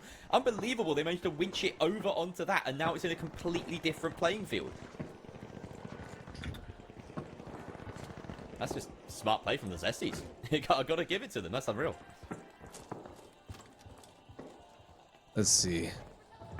Looking like Amers Blue really just wants to time this right. Saints 1, the steal. Oh, it's on the elevator as well. I love that. It works out perfect. They're going to shove it off into the side. Oh, this is a very good day to be a Saints 1 fan. But I mean, for gamblers, they're so far ahead that, I mean, for gamblers to actually have the hospital uncontested, it's so funny. Yeah. How long does it take for a minigun to destroy the crane? I'll ask chat, maybe they can tell us. Either way, we've got maybe, what, 20 seconds left on this cash out. Mickey taken down. That is Saints 1 now left to one player to try and defend this. It's going to be all up to someone. Can he hold on to it amidst the chaos? Thankfully for him, it looks as though Zesties and Gamblers, or Amers Blue rather, are just more content with taking chunks out of each other. The steal is being attempted, however, they are forced off. Raimka taken out after, well, that's in fact a direct trade between Raimka and someone, but the important thing is someone did enough for Saints 1, and they have that cash out under their belt. We have a look now at the hospital. The Gamblers look like they're pretty well set to hold on to this, to be honest. Is anyone even going to push them right now? I mean, Amers Blue, they have the opportunity to, but look at how much time Gamblers has had. They had time to blow the cranes. They had time to blow the bridge. They had time to take out all the zips. They had time to blow out the candles on their first birthday party over here. Like, this has been had time to file their taxes. This is insane. Yeah, it's like I said, this is a very strangely paced map. Vault 5 has been tapped, is now open, will be ferried towards B, but there are two teams waiting for Amers Blue, Artie. Oh my god, I mean, well, Gamblers have, they have first place. First place guaranteed. This. They're in third, they have to make a play. I'm surprised that Amers Blue has not We've got to watch been Amers Blue able right to... now. We've got to watch them ferrying it, surely. This is the only thing that matters, is whether they can extend the timer of this game or not. And for Saints... Yeah, for Saints 1, they want to stop this from happening, but there's no chance of that unless they can really get in between. They are in a good spot right now up at the very top, but look at this. They're forced to cut all the way through data center. I've never seen anything like this. What? Whole This lobby chasing after this vault. It's never happened. My god, this does not look like a game of Pro League. Okay, Saints 1 have it now. Wait, Mickey got it! He got it! And it is their prerogative to try and plug this. They want to get this in. It's in fact going to be doubled. The other box got tapped. It got plugged. In the meantime, by Amers Blue. No, sorry. Saints 1 dies! Wait, it's the Zesties that have this. Saints 1 dies? What is happening? Zesties! Where did you come from? Where have you been all game? They went to the other vault. We don't even know where the other vault was. We got slow tunnel vision on this one vault that everyone was chasing. But the Zesties went, hey, there's another one over there. Let's get that. And now we got double final objective. And now Gamblers isn't guaranteed their first. This is the only thing that could have happened that would prevent Gamblers from getting first place. Yeah. And it was the Zesties to do it. And Gamblers now could have done something about that as well. Everybody is about to dive in here. Zesties are holding really close because they need to, because Velo has that sledge. But here's another sledge coming in right now with Amers Blue. A big opportunity for Zesties to get cut off here. Zesties, they just need to disengage. They don't need to take this fight. They do disengage. They are able to come off the side there. Stoper goes off, but look at this perfect goo. The perfect goo from Saints 1. He sticks through it, but he gets interrupted, and it doesn't stick. It's Zesties still holding 18 seconds on the clock. Oh my goodness. With only, this is it.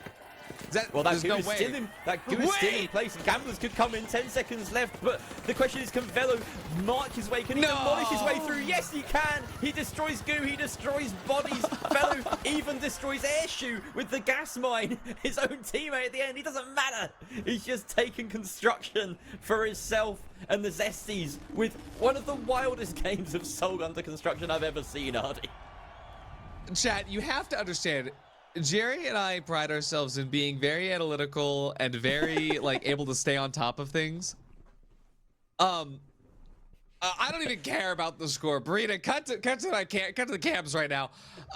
Because chat, my honest like review analysis of that game. What the did we just watch? That was mental. That was stark raving loony. Let's cut back to the scoreboard Let's just for a second. go back to the score actually. now. That's all right. Yeah. Now we need to see what happened at the end. So just getting the final standings. Gamblers in second place. That's what I wanted to know. And then Saints won in third. And Amers Blue with the most kills. The most kills in the lobby. and dead last. Yeah. With very little money as well. like completely out of the game by the end of it. I don't even think a Steel would have put... Oh, no, Steel would have put them top just about. But, yeah, that's... Wow. That was a crazy game. Crazy game. Paced so weirdly. All of the kills are upside down in the lobby. There's no rhyme or reason to what we're seeing. Yeah. Amers Blue... They won every game on Saturday. And to see them now come through to this... Yeah. They've come second and fourth. They need to step it up. They gotta step it up. I don't really know. I could not tell you, Artie. Listen, I love seeing a Sledge player be the king that they are. You know, that was a moment for Velo. That really was a moment for Velo. I really hope that he's a player who streams or records at least his POV, because I want to see some of these moments from his perspective. That was just pure chaos at the end. We love it. That's the finals. That's the finals, baby. That's what we're here for. And let's see, drum roll for our next map. What is the Zesties map pick? Monaco! Hey, we've seen this one before. Alrighty. We have. Is it suspended structures? I doubt it. Nobody likes suspended structures. I love like suspended structures on Monaco because it's above the forest. It's above the park. It's so good. I do hate the one above Royal Plaza. Players said no suspended structures ever in a vote. It is the most like different play style. So I get why pros don't want it, but it changes the maps completely. But it does make it really difficult to attack sometimes. So yeah, I can understand it. And here we are on standard issue Monaco as well. We don't see duck and cover here either, in case you were wondering. And that does also change it quite a lot. I prefer standard issue because we get to keep the cathedral in play. So we'll see what happens. Religious. Oh my! What? That's why, right? 100%. Me and the flying spaghetti monster go way back. We're gonna see Vault 1 getting started off now. And Gamblers, they are in control of not only the vault but the high ground. And Zesties, underneath that construction site, they're looking for their opportunity to jump in. Velo, knowing that they got first place in that last one, knowing this is their map pick. Oh, the RPG, the dive up, the winch claw, and the right click. The sledge is going wild. Oh, that is old school from Velo. 2 kills his way, and they don't need the third. They're happy with that. They're just going to keep going. Oh, he actually has an idea. And there has been a rest. So they're going to go in for a second bite of the cherry here. Reimke dies on your kill feed to his own RPG. We love that people get caught in 4K now with the global kill feed. That's one of my favorite aspects. But let's tune back in again to Velo and his rampage of terror. It's not going quite as well the second time here, Artie. They've actually managed to turn this round, the Gamblers. That's the thing is that, you know, Gamblers, they didn't really pay for these renovations that Velo is very kindly donating in, but they have evacuated the premises long enough to allow Zesties to recoup, get close. We see Amers Blue actually moving over to intercept the vault, headed over to cash out B. DW. Oh, this is going to be crazy. Up in the forest. Be careful. Oh, he misses the shot. He went for the throw. He almost got it, but the catch was there. Amers Blue benefiting from the fact that they died so early. I mean, Reimke, you know, hitting himself with the RPG. Maybe it was a smart thing. Always is, always is. And now we can see, once again, Saints 1 uncontested. Why is nobody fighting Saints 1 ever? I don't know. It's purple as well. Burnt Nuggets had it. It's the purple aura. I'm telling you. Stjopper taken out.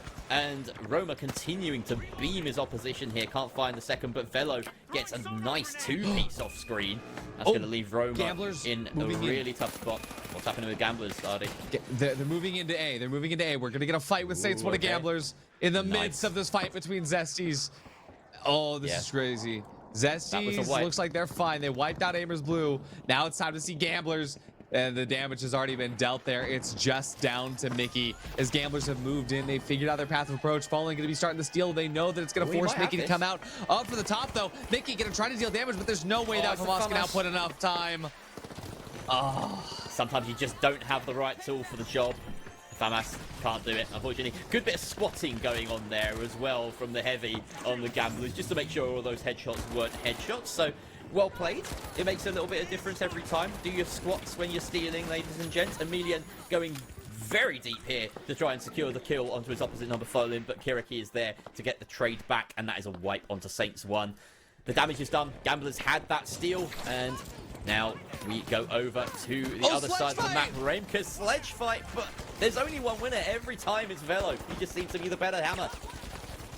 Noah X gonna come through and clean it up. There's Airshoe and Velo get taken away. Rampage gonna get rezzed up by Noah X's defibs there. And as Roma gets taken away by Kireki, where the Gamblers have come in to reap their other rewards after the first cash out. They're gonna see if they can make it a double. The steal is gonna be stuck through right now. Airshoe gonna be able to actually get the gas mine kill out of DW here. Fallen cleans up the rest of Aimers Blue. Now he's gonna try for the steal, but there's not enough time. And that is going to be a positive note here for the Zesties as they retained control, even though there was a lot of different things going on there with Gamblers. Yeah, gas mine being the crucial winning factor just there, as the Light unable to sustain himself, stealing through it. Airshoe credited with that gas mine kill. So yeah, use your gas mines, ladies and gents. It's a really I've said ladies and gents a lot. I feel like a PSA man. I'm doing all these announcements today. Get your squats in, use gas mines. Welcome to my TED Talk. Thank you for coming. There you go. That's what they taught me in school. We're going to look now at Vault 4 moving its way over, but there's a lot of competition on it, and there's Velo. He's going to try to at least stop them. Actually, not Velo. It's Aimers Blue over here. It's Ramka who's going to be able to actually use the RPG to get the finishing shots onto Kireki. Not only that, he takes out Fallen as well. Just a singular Light player remaining, and that Vault will be yoked all the way back out into the forest.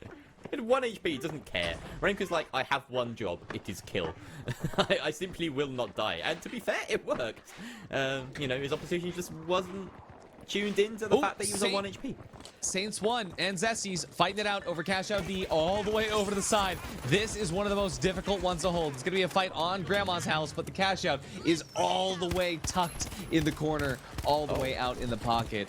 These cash outs are near to each other. This is going to be a very difficult hold for Saints 1 because this position is now no longer safe. Like, look, there's nowhere that Mickey can stand where he is safe from every angle. Usually for Royal Plaza, you either hold out in the forest, that little staircase, or you hold on Grandma's house. And the fact that both of these cash outs... Yeah, I mean, this is why Saints 1, they're actually going to be moving the gas and moving their positioning closer to the side and not all the way deep in that pocket so that they have a little bit more control because they know that somebody else is most likely going to be approaching Grandma's house. We can see that right now with a member of the Zesties. That's going to be Velo himself. Sledgehammer ready to go. Renovations at the ready. But here come Gamblers off to the side, approaching through from the rest of the hotels. They're about to kind of walk into Grandma's house here. I'm very curious to see where this fight is going to circle. Oh, Velo climbed the stairs. He's going to come up out of the roof. This is a nasty surprise for Saints 1. The Sledgehammer wrecking house, quite literally. And he says, no, get back over here. I'm not done with you yet. Thankfully for Saints 1, they escaped that horror show of an engage from Velo, but there's still more action. Look at Cash Out C. It got pulled all the way over to the shopping district. We see Gamblers, they're now fighting in the pocket right now. Gamblers, they have a really good timing. Mickey goes out, Amelia goes out just down to someone. He gets his life back. Good gas, but they are running flames, so that gas is going to get dealt with really early on. He's going to have to play with it, but he jumps off. He's not going to be able to use the gateway to get back in, but the timing is perfect. It works out well. Now, not only that, but they have time to get back in as the coins come through for Saints 1. They could actually operate onto Aimers Blue's cash out C. Yep, they've given themselves an opportunity. Zesties were Gamblers were well positioned during that, acting as the fourth party, essentially, waiting for Zesties to engage. They didn't really do a great job, as we saw Velo, didn't land his shots, but it seems as though Gamblers, they're like, well, at this point, we're betting on Aimers Blue maybe being well set. They've had a lot of time to maneuver this cash out. They haven't had any pressure against them. And we're just watching Aimers Blue right now very happily, waiting for that timer to tick down. Gamblers decided, you know what, better that we go for the 22k box instead. Oh yeah, I mean, that's always going to be the better cause. And check this out. Saints 1, Aimers Blue tied up 22-5 each. There's going to be another 22 on the board for the taking here. And Vault 5. Away, is he? It's procced, it's open, but yeah, it's being taken away and thrown as far from the vaults or from the cash outs as possible here. Not doing a good enough job though, as Kiriki comes in and takes out 2 players from Saints 1 and makes his way towards that vault, or towards that cash out, and he does not find it yet. It's bounced away from them. They need to go for a second attempt, but they find yet more pressure. Oh, is it Gamblers that are going to get it in? This is just a big game of catch right now, and DW finally picks it up yet again, and he's the one that gets the plug. Gamblers, you're playing with fire, but unfortunately, he's the last one left, and this should be an easy steal now for the Zesties. Yeah, that extra bit of cash for the steal is going to be good, but not as good as the plug money, which will secure now 3 teams up above that 20 grand mark. Yeah, Aimers Blue, they got the plug. That's going to really secure them a good spot up here, but every team has the opportunity right now. Aimers Blue needs to hold on to this if they want to guarantee first. Saints 1 comes in. What is this DMAT, Mickey? Jumping through, he holds on through the drop. He held it through the drop. Unbelievable. I've never seen that spot before. That's so unlucky for Aimers Blue. They thought they had a really nice setup there, and even Renka going in there afterwards with the sledgehammer, lured into the open by someone, pays with his life, and now it's only Roma, I think, on the side of Aimers Blue, left standing in a 1 versus 3. He just has to wait for the coins here so that they can try and go for this a second time. But this is good. This is for Saints 1 playing with gas as much as they do. This is a really good spot for it to be in. Now cash out A over to the other side. It is ticking down. 40 seconds on the clock. Let's see what's going to happen as Falling gets res. You're after getting taken away by Stelfer. Stelfer going to try to at least reclaim some of that damage dealt, which he does manage to output a little bit, but not going to be able to finish off. He throws the glitch grenade, but the damage and the grenades have already been thrown.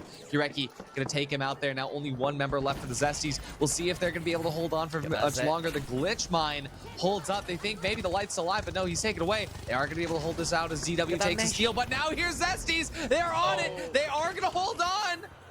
There's no way that this Heavy of Folding doesn't stick around for the mesh there. Massive misplay. Velo now chasing him down. Gets the kill on the full HP Heavy, and that is almost a wipe against Saints 1.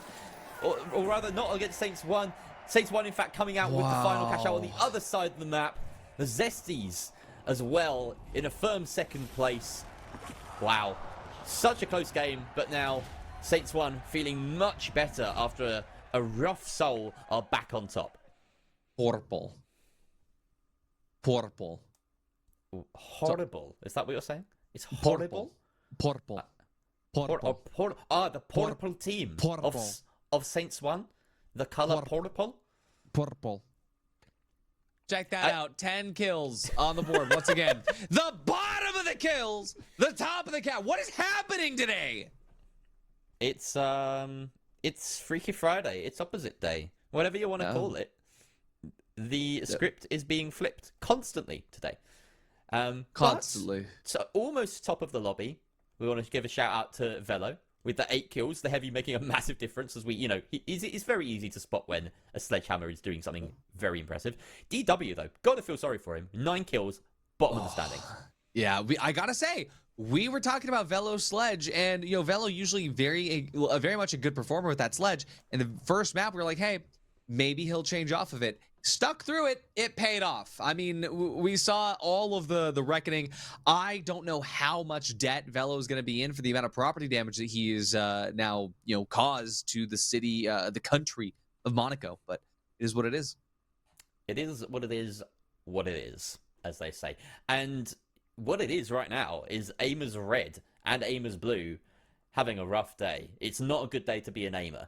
And so far, Skyway for Aimers Red is the only map between the two of them that has been won. So Amers Blue, yeah, second place, fourth place, third place. They've had a really, really rough showing so far. I don't know what the next map is yet, but Saints 1 are way out in front so far in this group. Yeah, it is a ton of just chaos. Every single day that we jump on Pro Hubs, we don't know what we're going to see. We have an anticipation of, yeah, this team is good, this team is top performer, and then they'll just get bottom place. Or, hey, this team is just usually getting a ton of kills, and then we'll have a Telco dropping a game where he gets 1 kill, right? And you never know what you're going to get. But for Group B, I think this is probably the most chaotic we've ever seen it.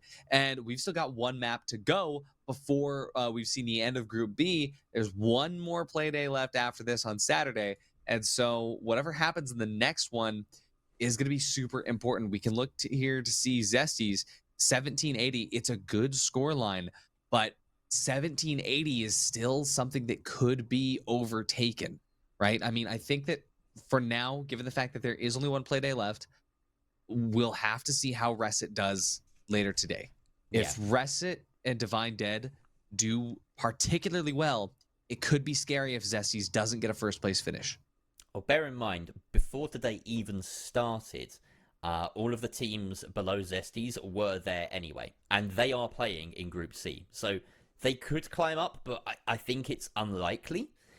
And that being said, you know, the fact that a lot of the lower, you know, teams in that red area are playing later does mean that there is a potential for some of them to climb out. You know, some of them may get a fair few first place finishes. We might see NTHX have a bit of a wild one. Crutches as well are in that group. So it could upend itself, and this is a possibility, right? Zesties can't feel safe right now because there's a possibility of all of the teams beneath them maybe having a resurgence later on. They have 1 more map to try and turn it around and get, another win under their belt. They won Seoul in quite dramatic fashion, but it just has to be said that felt like, as a map as a whole, it felt like an anomaly. Everything about that game was an anomaly, so you can't rely on those every time. Amazing. Alrighty, ready to see what is going to happen next. Looks like it's going to be Sis Horizon for map number 4, and I don't know. I think that for Sis Horizon, this could be the opportunity for Amers Blue to kind of come back to form. Yeah. Yeah, absolutely could. And I'm also I'm checking something very important, which is I've seen a lot of new names today, and I'm like, where are these coming from? Some people rename themselves. I was just getting confirmation that Roma is in fact Godmanetta. Godmanetta. Didn't want to get that wrong. So same player, just different name. And sometimes that one thing people. I'll say, exactly. Gamers, this is a PSA coming from a caster, coming from somebody that's been working in the esports industry for about 8 years now. Your branding as a player is incredibly important. Changing your username in ranked doesn't matter, right? It's, you know, you play with the same people in scrims, change your username, yeah, everybody knows. If you want to maintain a very good form with, say, qualifying to the finals regional LAN that still hasn't been announced yet, the grand finals, right, the 100K, it's going to be very important that you keep your name and you keep your standings, everything all nice, tightly wrapped up on social media with one name. Makes it a lot easier for the right people to notice. If you want to do a name change as well, make sure it's like very well known. Not just for our benefits, because obviously I love it when people tell me that things change, but for, you know, teammates, your peers, potential orgs and things, it really, really helps. Obviously, you'd expect most of the players that you play with to get that memo quite quickly, but it's about that wider reach. And yeah, of course, branding, very, very important. So yeah, I know it sounds like we're ragging on Roma here. This is just a general thing. Me and Artie have seen this a dozen times over, you know. But yeah. Here we go. Let's get into Sis Horizon. Thank you for bearing with us as well while we whittle on a little bit. We were just waiting for another player to reconnect during that. Someone Jerry, taking I love a little bit of waffling damage. with you. It's great. I do love waffling. Waffling is one of my favorite things to do. Creping is also very, very nice. Pancaking, not quite so much. I don't like pancaking. Oh yeah, 100%. Barring the subtraction of a singular letter, I think that every one of those is a fantastic opportunity. That being said, fantastic opportunity right now for Amers Blue as they start to make some damage out to Gamblers. But right now on your screen, we're watching Saints 1 do some wacky stuff against the Zesties as Velo whacks out with the SA-1216. and not a sledgehammer. We've waxed lyrical about the SA-12-16 before. It is a very powerful weapon in the right hands. But yeah, Fellow feeling like he needs to change things up. Raimka, on the other hand, still very happy with that sledgehammer, even on Sis Horizon. It is a map that we sometimes question the use of melee weapons on. Because it can be so open, and you know, even indoors you've got these long lines of sight, these long angles that you have to navigate before you can actually get to a person. Sometimes you just want that more reliable distance option. And speaking of reliable distance option, Roma with the beam taken out correctly, leaving Raimka to clean up the rest. DW takes a smack to the face for good measure, and that should be a very easy defense. Job one done. They're just saying, okay, cool, roll on the next team. We'll see exactly how this is going to come through. I caught you napping there, didn't I? I'm a little concerned. I'm just a little concerned right now for Cash Out A with Zesties, because they're taking this approach from underneath. But Aimers Blue, I mean, they're not even looking to the side. They haven't even tried to figure out where people are coming from. It's kind of weird. You're right. Yeah, it was a very insular defense. They were like, we don't really care where you come from. We're going to deal with you regardless. But, you know, knowing is half the battle. So it was surprising that there was a bit less scouting than you might expect.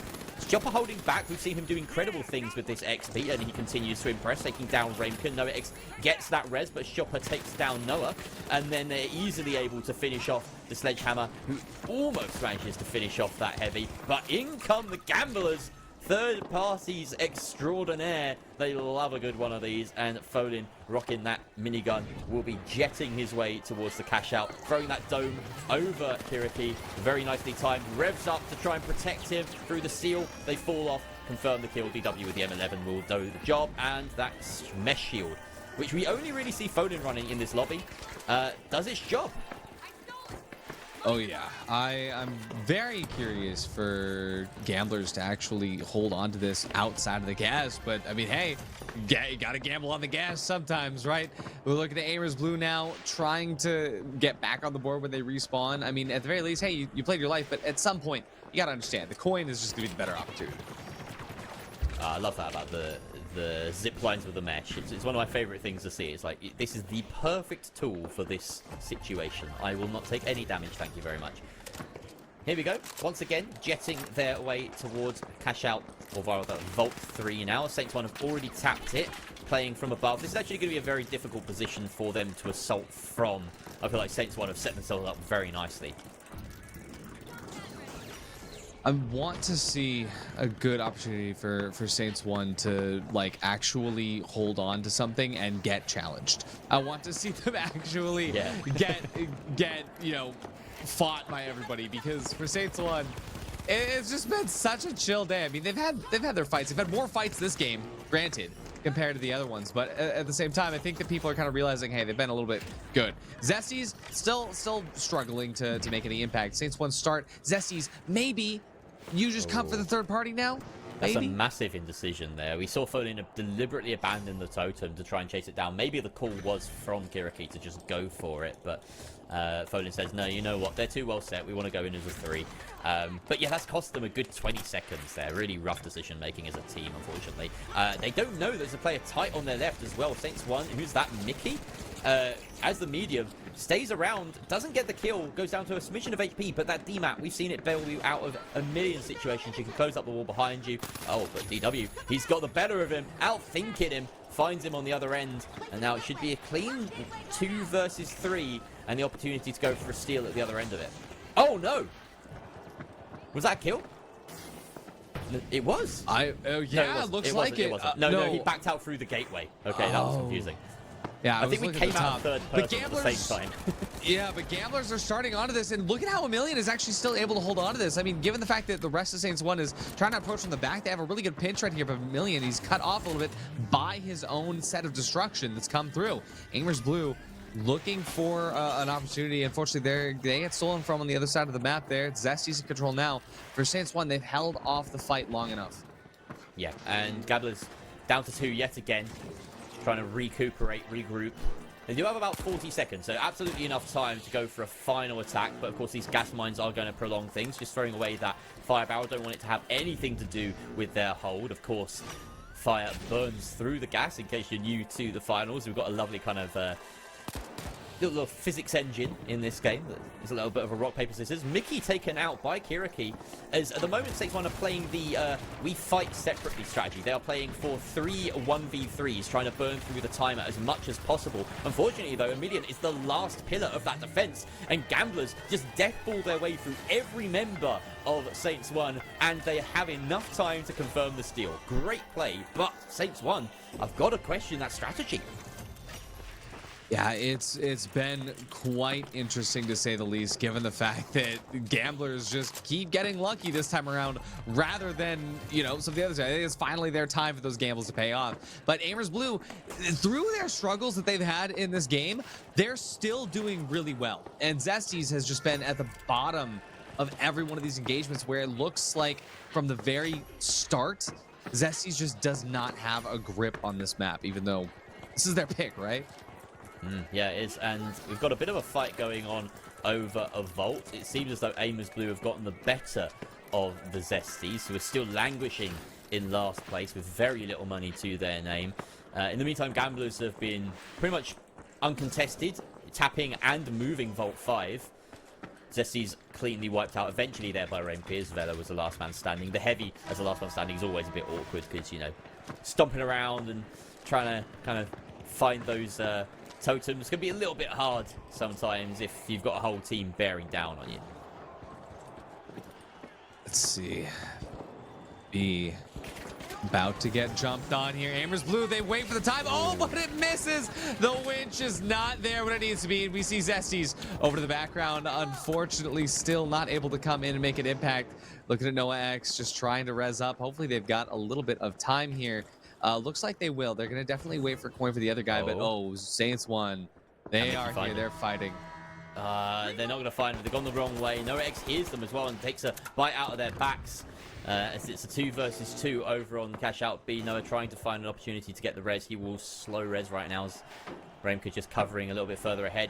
This box has been winched all the way out into the open. There is goo around, which will benefit Raimka to an extent. He can weave his way through, but really he needs to find a better route. Of course, that smoke could provide some visual cover, but look at the positioning from Saints 1. Just Overwatch on this point is going to make it so difficult. Raimka can barely get, you know, a whiff of anyone. He's forced to winch it towards him, bring it back towards the building, but the gas is triggered, and that spells his demise. Noah X now trying to do something. Is winched back out into the open yet again. Emilian jumping down. Kills going the way of Amers Blue as Roma finds 2. And that's a wipe on Saints 1. They've somehow turned this round. Amers Blue, I don't think they had any right getting that, but they have the steal. And let's head over to A right now. Wow, I mean, looking towards everything that's been going on here, it has just been such a bad misfortune for Zesties. Even the third-party timing, when we said, just get a third-party, get good timing, it just doesn't work. And for Saints 1 as well, to just get shoved to the bottom here, I mean, there is still time, right, for cash out A, but where are they? Is the issue. Yeah, they're respawning. Seconds. Coming all the way back. 41 seconds to get in, and Noah X is above, just taking these shots. This is the problem right now. Amers Blue are defending for the Gamblers right here. They don't want Saints 1 to get any further up in the standings. Third would be very happy for them. They'd be happy for the Zesties to steal here, quite honestly, and put Saints 1 even further down. But the shots come in from the Zesties. Velo rounding the corner. The goo has come out. That is going to make any potential steal a lot easier for whoever goes for it. Mickey looks like he's the one initiating on that crouch. He gets pulled out of range though by Velo, who's very happy for his team to continue on in 4th place for whatever reason. I don't know why. Gamblers are the ones that come out on top regardless. A 1st place finish and their first one today. Wow. I mean, this is a fantastic time for Gamblers at the very least, but I'm just so concerned about the fact that Zesties, they started rough. They had 2 pretty great games, and they finished even rougher.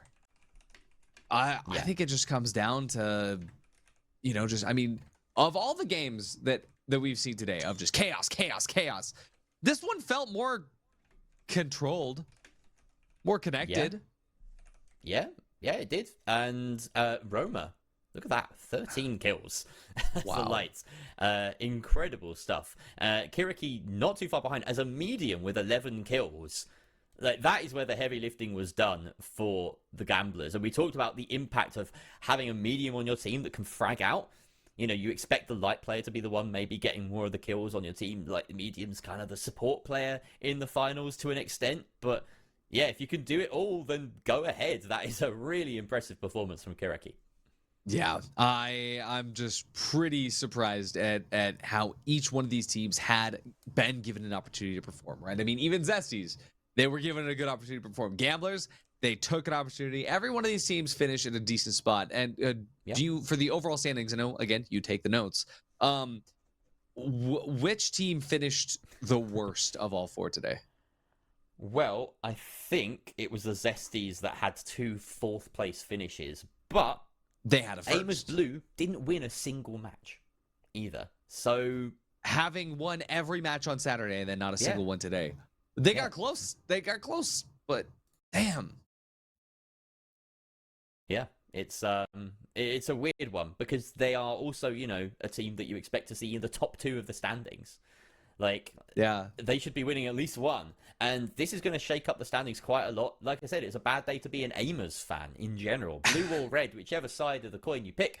I don't think coins come in, like, dual red and colors. blue. Yeah, but whatever. It's it's not a good day to be an Amer. Absolutely. I mean, still an absolutely energetic and impactful match, to say the least. An entire set of just bangers, one after the other. Let's take a look at the overall standings for the group here as we get those numbers rolling in. Not sure if we're going to be able to see that now, but let's see. Here it is. Alrighty. Amers Blue, even though they had a rough day of it, still not bad. 23:56 to finalize it. We see Zesties pulling up at 18:03. Yeah, 2 last place finishes hurts quite a bit, but the question is, will that be enough to keep them in the top 8 after we see the next teams go at it with NTHX and Divine Dead? They finish well enough. They could have an opportunity, but to say the least, this is a good bit of standing for Amers Blue, even through all of that. For Gamblers, they could feel a little bit more safe on this one. Yeah, and the other thing about next group as well is that crutches are involved, and you know it's basically every team from 8th downwards besides Godlike Gamer. That is the bottom of the pile group that we've been dealt today almost, and that is a huge opportunity for any one of those teams. Particularly, you look at crutches and you say, you know, if you get a good few hundred points, you could leap into 7th, maybe even 6th. So it's all in flux right now. And yeah, the Gamblers, the Zesties, they better watch their behinds. But for the time being, you know, Amers having one bad day. Yeah. Yes. Oh. Okay, we just had a little bit of a mistake there.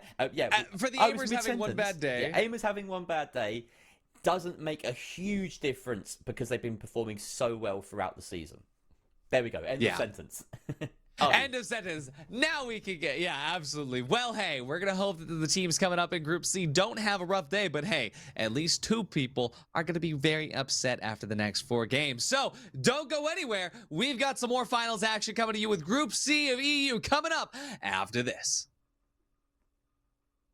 Welcome to the Finals Pro League. This is the seasonal battleground where teams fight for dominance, bragging rights, and the ultimate title of regional and world champion. Season 1 kicks off with 2 qualifiers where only the strongest make it through. 3 teams from each qualifier will advance to the regular season. But getting there won't be easy. The format? A modified Swiss bracket. If you lose twice, you're out. Win 4 games and you punch your ticket to the league. Simple, brutal, competitive. In the regular season, the best 12 teams in each region battle it out over 2 intense splits, each lasting 2 weeks. Every split has 4 playdays, where teams are shuffled into fresh groups of 4. And if your squad isn't clicking, no worries. There's a short roster change window between splits. The format? Cash out. Placement and eliminations earn points, stacking up to determine playoff seeding. Only the top 2 teams in each region secure an automatic spot in the championship series, so every match matters.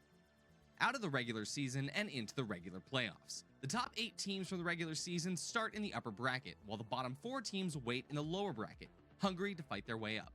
The format here is final round 3v3. Lower bracket is best of 1s until the semifinals, where it's best of 3.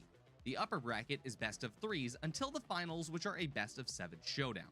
Every playoff match earns teams points towards their season total, affecting their seeding for the grand finale, the Championship Series. 12 teams, 2 regions, 1 trophy. Welcome to the Championship Series. With an initial $500 prize pool and growing, this 2-day event will see the top 12 teams from both regions pitted against one another for the title of World Champion. The top 2 teams from each region get a free pass to round 2. Every match is best of 3 until the upper bracket finals go to best of 5, and the grand finals, best of 7. Only one team will stand at the top when the dust settles. We'll see you in the arena, where we'll find out who can reach the finals.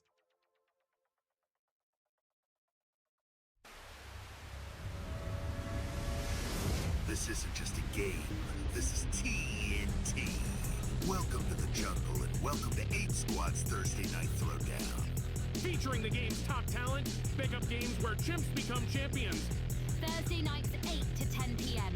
every week, only on 8 Squad.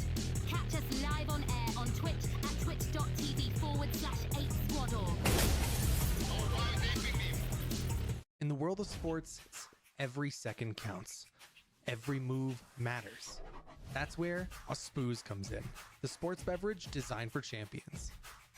With a Spooze, it's simple as pop, pour, perform. Packed with electrolytes and essential nutrients to keep you hydrated and energized, Spooze is your go-to drink for peak performance. Whether you're just carrying the vault or securing the winning cash out, Spooze is there to fuel your victory. Its unique formula is scientifically designed to boost your stamina and focus. Spooze, for those who dare to excel. Pop, pour, perform.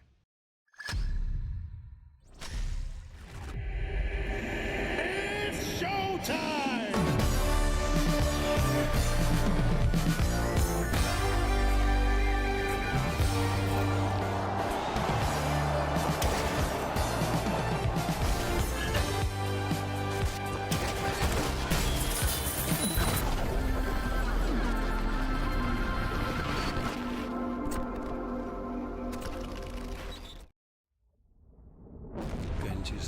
The real world can be unfriendly, misleading, confusing.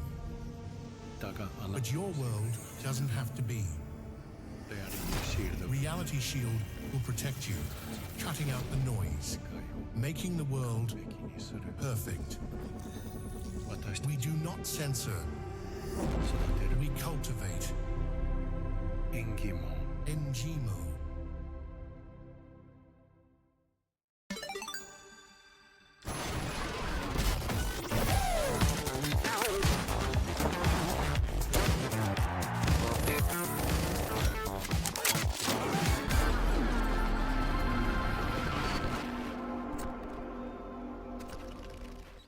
That strange thought you just had, where did it come from? And was it even yours? Our new Series 2000 effectively suppresses third-party influence and eccentricity, outperforming our competitors within the standard deviation of conformity. With the Series 2000, your mind stays in control. Via, we as one. The life giver, the sun, always on, the source of everything that is good. But can it be trusted?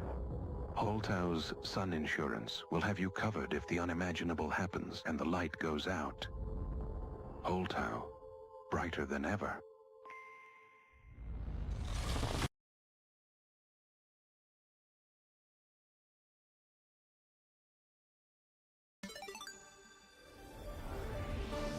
You know, June, every time I think I've seen it all, the finals proves me wrong.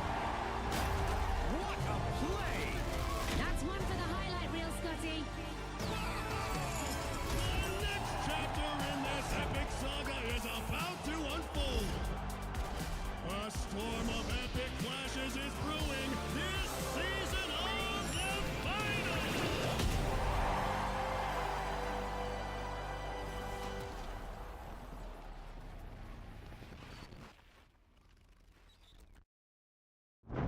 The stars, distant, watching. When will they arrive? Will your family be disintegrated first or last? Will your family dog become their leader? With Holtau's alien invasion insurance, you don't have to worry. Alto, we got your back.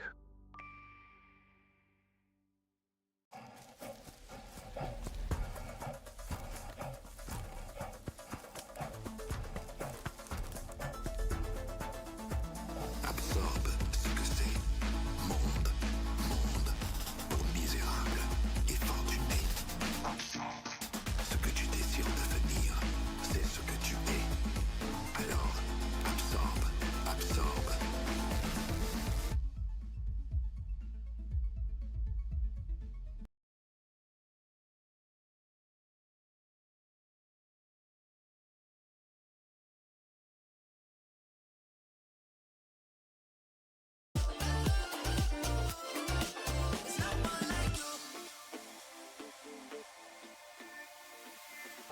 You've exceeded all my expectations, but now without you I'm losing patience. More than just someone, you're everything I want. Something about this love, I just gotta say. You know I wanna love you, yeah. I like it how you do, you are like no other. I can't get enough of you. Pull me closer, skin to skin, make me feel alive. You know I wanna love you. I like it how you do. There's no one like you. There's no one like you. There's no one like you. There's no one like you. There's no one like you. There's no one like you. There's no one like you. I like it how you do. You know I wanna love you. I can't get enough of you. There's no one like you. There's no one like you. There's no one like you.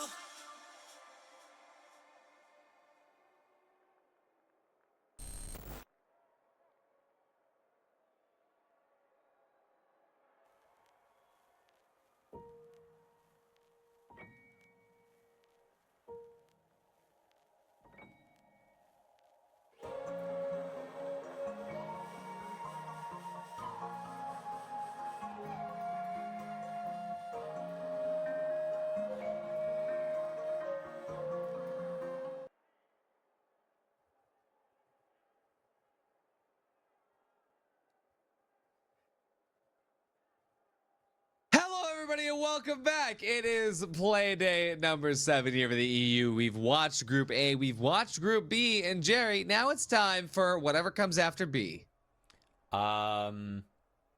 Birds? No. I'm horrible at math, so I have no idea. Yeah, we'll get our producer on that to work it out. Either way, it's the next group of teams, and this is, to put it bluntly, the bottom of the barrel. But I'm saying that with the full knowledge that these are some of the best players in the game, period. So it's a barrel that is like right at the top of the tower. It's the one that Donkey Kong would throw down on you. So it's the top barrel, but the bottom of the top barrel. Okay, exactly, I got you. Yeah.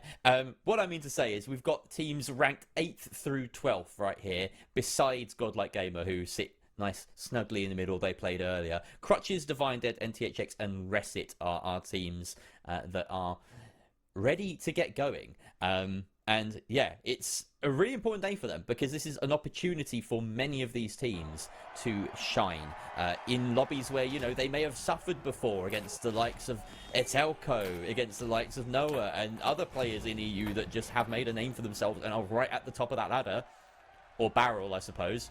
You know what? There's a lot of ladders, there's a lot of barrels in Donkey Kong. And now my mind has just gone to there. So, Artie, take the wheel. Well, let's go ahead and figure out how Seoul is going, or sorry, how Scott, wait a second, Skyway Stadium looking a little bit different here as we get started off. Looking towards possibly seeing the Divine Dead really come back over the other side. But for now, we're looking at Reset. We're looking at Crutches. Both teams that desperately want to get this win here. All right. Jump pad engage. You love to see it, like the old school. Yoip trying to put out the damage, but he is easily met with damage in response by Temi Tim. He did find 2 kills, though, so pretty nice work. Bronx now in the 1 versus 1. I believe this is just up against the heavy. Can he make it work? Of course, he can put out so much damage so quickly with that double barrel, and he does just that. A clean wipe. No opportunity for Temi Tim to even fire in response. Oh, no opportunity, no quarter given, but the vault has been given. And now we're going to see Cash Out B get started up at the top, and we're also going to see the favored construction Cash Out be opened up by Crutches here. This is going to be huge, and for Reset, unfortunately, they are not beating the bottom of the barrel allegations. It's so intimidating as well now. It's entirely sponsored by Volpe. It's the red. I feel like it exudes even more aura than it did before. People just don't want to come over here. People are very happy, however, to go over to the offices. Actually, I eat my words. Reset. They are going to take a bite of this big red cherry, and they have mounted the top of construction, forced Crutches down onto the bottom floor, who are now going to be playing for the drop instead. All right, but that drop is going to have to come through via a very strong opening here. But Bronx, as we know, he can do some work with this SH 1216. He's going to look for the opportunity. The dash coming through and right into Averex's booty hole. We see Temi Tim, though. He's going to be able to damage a lot with that insane M60. But unfortunately for them, they aren't able to find where Warazal is holding from. He does pop out the shield there a little bit loud on the sidelines here. Hiding just long enough for Yoip and Bronx to coin back in. But they spawn a little bit far away. C4 at the ready. Oh, but there it is. Temi Tim, he finds the shots out of Warazal. Now the entirety of Reset ready to go crazy on this cash. But the steal still hasn't come through. Yoip, he comes in too early. Bronx as well, going to be able to find out that he is a little bit off with the timing. For Crutches, they still have to reset yet again. That defib on the heavy could be huge. Warazal didn't have the wherewithal the first time around to get this. The steal still hasn't been confirmed by Reset. They want to chase down this final player. Warazal actually slow resing Yoip as well. 3 versus 2 now ensuing. YOLO trying to find the kills. They finally put Yoip to rest. Warazal now still up. This mesh heavy is just invincible, it seems. They have to go for the steal at some point. They're finally going to commit to it, knowing that there isn't enough time really to play with, but they're having to deal with so many people around them. Crutches just will not give up the ghost. Warazal comes in with the kill onto Averex, and now finally they have the upper hand in this fight. Bronx taking out YOLO 2D. I cannot believe that Reset in that whole time did not manage a seal, and they've been wiped, Artie. Reset had control of that for so long. And Temi Tim, 7 kills. The first cash outs have only finished, and Temi Tim has 7 kills, and yet Crutches. Insane. Insanity. That has to be one of the most frustrating results, and one of the most frustrating fights to watch. For Reset, yeah. I cannot believe they didn't get that. They were controlling the fight from start to finish, but Crutches, true to their name, they were clinging on. And they just about managed to do it. But yeah, you got to hope for Reset's sake that they can pick it up. A few decisions would have gone their way, and that would have been an easy win for them. An easy win indeed, but unfortunately, they're going to have to try a little harder than that. NTHX, though, looking stable over here. They didn't get a very great run on that first vault, but looks like, at the very least, they have an opportunity. Oh, but Nolix is going to get finished up there by Yoip here. And to be honest, Crutches, they look better than ever. They had a couple stumbles, but at the very least, they got in control, so we'll see what happens now. NTHX on the fight still. Yoip goes out early, but look at how perfect the movement is for Warazal. Already on the res there. The perfect time of the Vanish Bomb. Crutches looks like probably the top team right now. Yeah, they look like they're controlling things, at least that they're able to dig themselves out of control, I'll start again. They look like they're able to dig themselves out of some holes here. NTHX have been one of the most sort of controlling sides, shall we say, in EU. They really like to just set up and let things happen and play a bit more reactively, which can be to their detriment, but they are an absolute unit when it goes well. So We're going to watch them quite carefully here as Yoip trying to fire at range. Sorry, not Yoip. We've just switched perspectives. That caught me off guard. Yoip, of course, the team trying to assault here with crutches. A nice DMAX going to open up the possibility that they just go straight for this. They have the opportunity to bring it down as well. But NTXX will be on them just like that as soon as this steal is attempted. Oh, look at that timing there. We've got a great set here for NTHX to just get decimated, but Pepe going to be able to overcome as Warzal gets taken away. Yoip going to go in for the res here early on, and not only that, but he takes out Pepe too. The damage is crazy. PRN coming through to try to get the trade. It is just back and forth with these teams, but now it's down to this as Noliax and PRN. They're both going to have an opportunity here. Just PRN left. He's going to go for the res. So is Yoip. Yoip is going to be a little bit faster on it. PRN looking for the opportunity to hold. But once again, this is going to be a situation where that seal needs to be perfectly timed. The dome through the wall is going to be enough. Alone in Paris fighting Averix on the other side. There's Rested. But look at this. NTHX, they can't come in, but they still hold it. Wow. Yep. And that's all they needed to do. They are such a solid defensive team. And this timer looks like it might be in favor, but no, he gets knocked out of range, and that will do it. NTHX confirming that cash out for the first one. On the other side of the map, Divine Dead looks like they have their first cash out, or rather their second cash out also to their name inside of the estate. They've done quite well here, presumably defending against, what, Resit? Yeah, must have been Resit. Yeah, pretty unfortunate circumstances for Resit overall. I mean, when it comes down to it, I mean, we saw a lot of teams fail to find opportunities. In this case, Resit has had opportunities, and they failed to capitalize on them. Yeah, you have to take the opportunities that come your way. You have to also make those opportunities happen. Sometimes, you know, teams like NCHX, if they're passive, if they're too passive and they're behind in the game, then they've got no way back in. But the opposite can be true as well. Like, if you're too active and just going for literally everything, then your decision making is going to be way off. So we have right now Averix trying to reverse Ice Fish through the many dematerialized holes, and they are forced all the way down here, Resit, to move away with the box. They're being chased here by NCHX, but it looks as though they've got a decent distance away. That gateway is going to give them a bit of height to watch over this situation. And the cash box is moving its way safely. Divine Dead following on up. The beam is almost good enough. The winch not, though. Averix literally on 1 HP as he gets out of dodge. But no, Alone in Paris with the final shots from range with the Cerberus will spell his demise. Hard also finds a kill onto Temi Tim. And now it's only one left, and that is a clean wipe against Resit. They may have got the plug money, but they were just the delivery boys. Divine Dead will hold on to B. It's so unfortunate this keeps happening. I mean, for Resit, it's like, hey, I mean, what did you say at the very beginning of that vault, right? Was they need to find their opportunities. They have to find their, like, and make it happen for them. They found the opportunity this time, and they just didn't hold it. Divine Dead is actually sitting so fantastic right now. And THX as well, we haven't really been giving them as much praise as I think we should have. But for the fact of the matter is, at this moment in time, NTHX, they are holding up, but they're holding up for second place. They're $3,000 behind, even if they get this, if Divine Dead retains control. All right, I'm trying to get information in my ears about who is who, because it's driving me insane. I'm seeing so many new names. This is crazy. But I will leave that to one side for now. I'll have my rant in between the matches.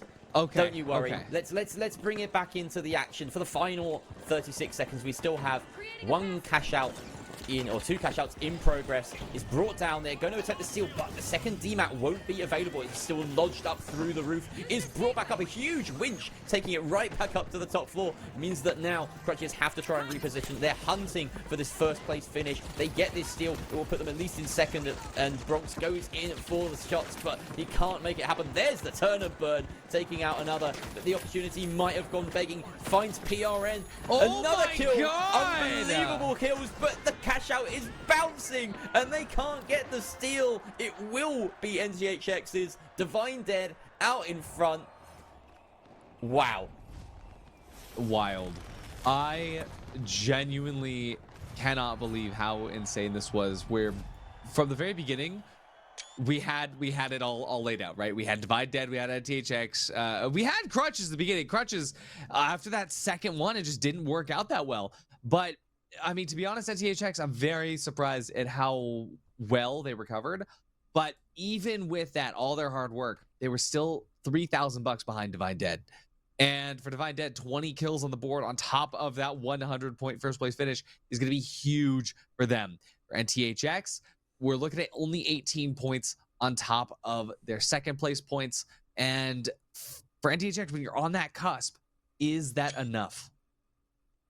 It may be. I don't know. We'll have to see. I mean, I cannot do the quick maths.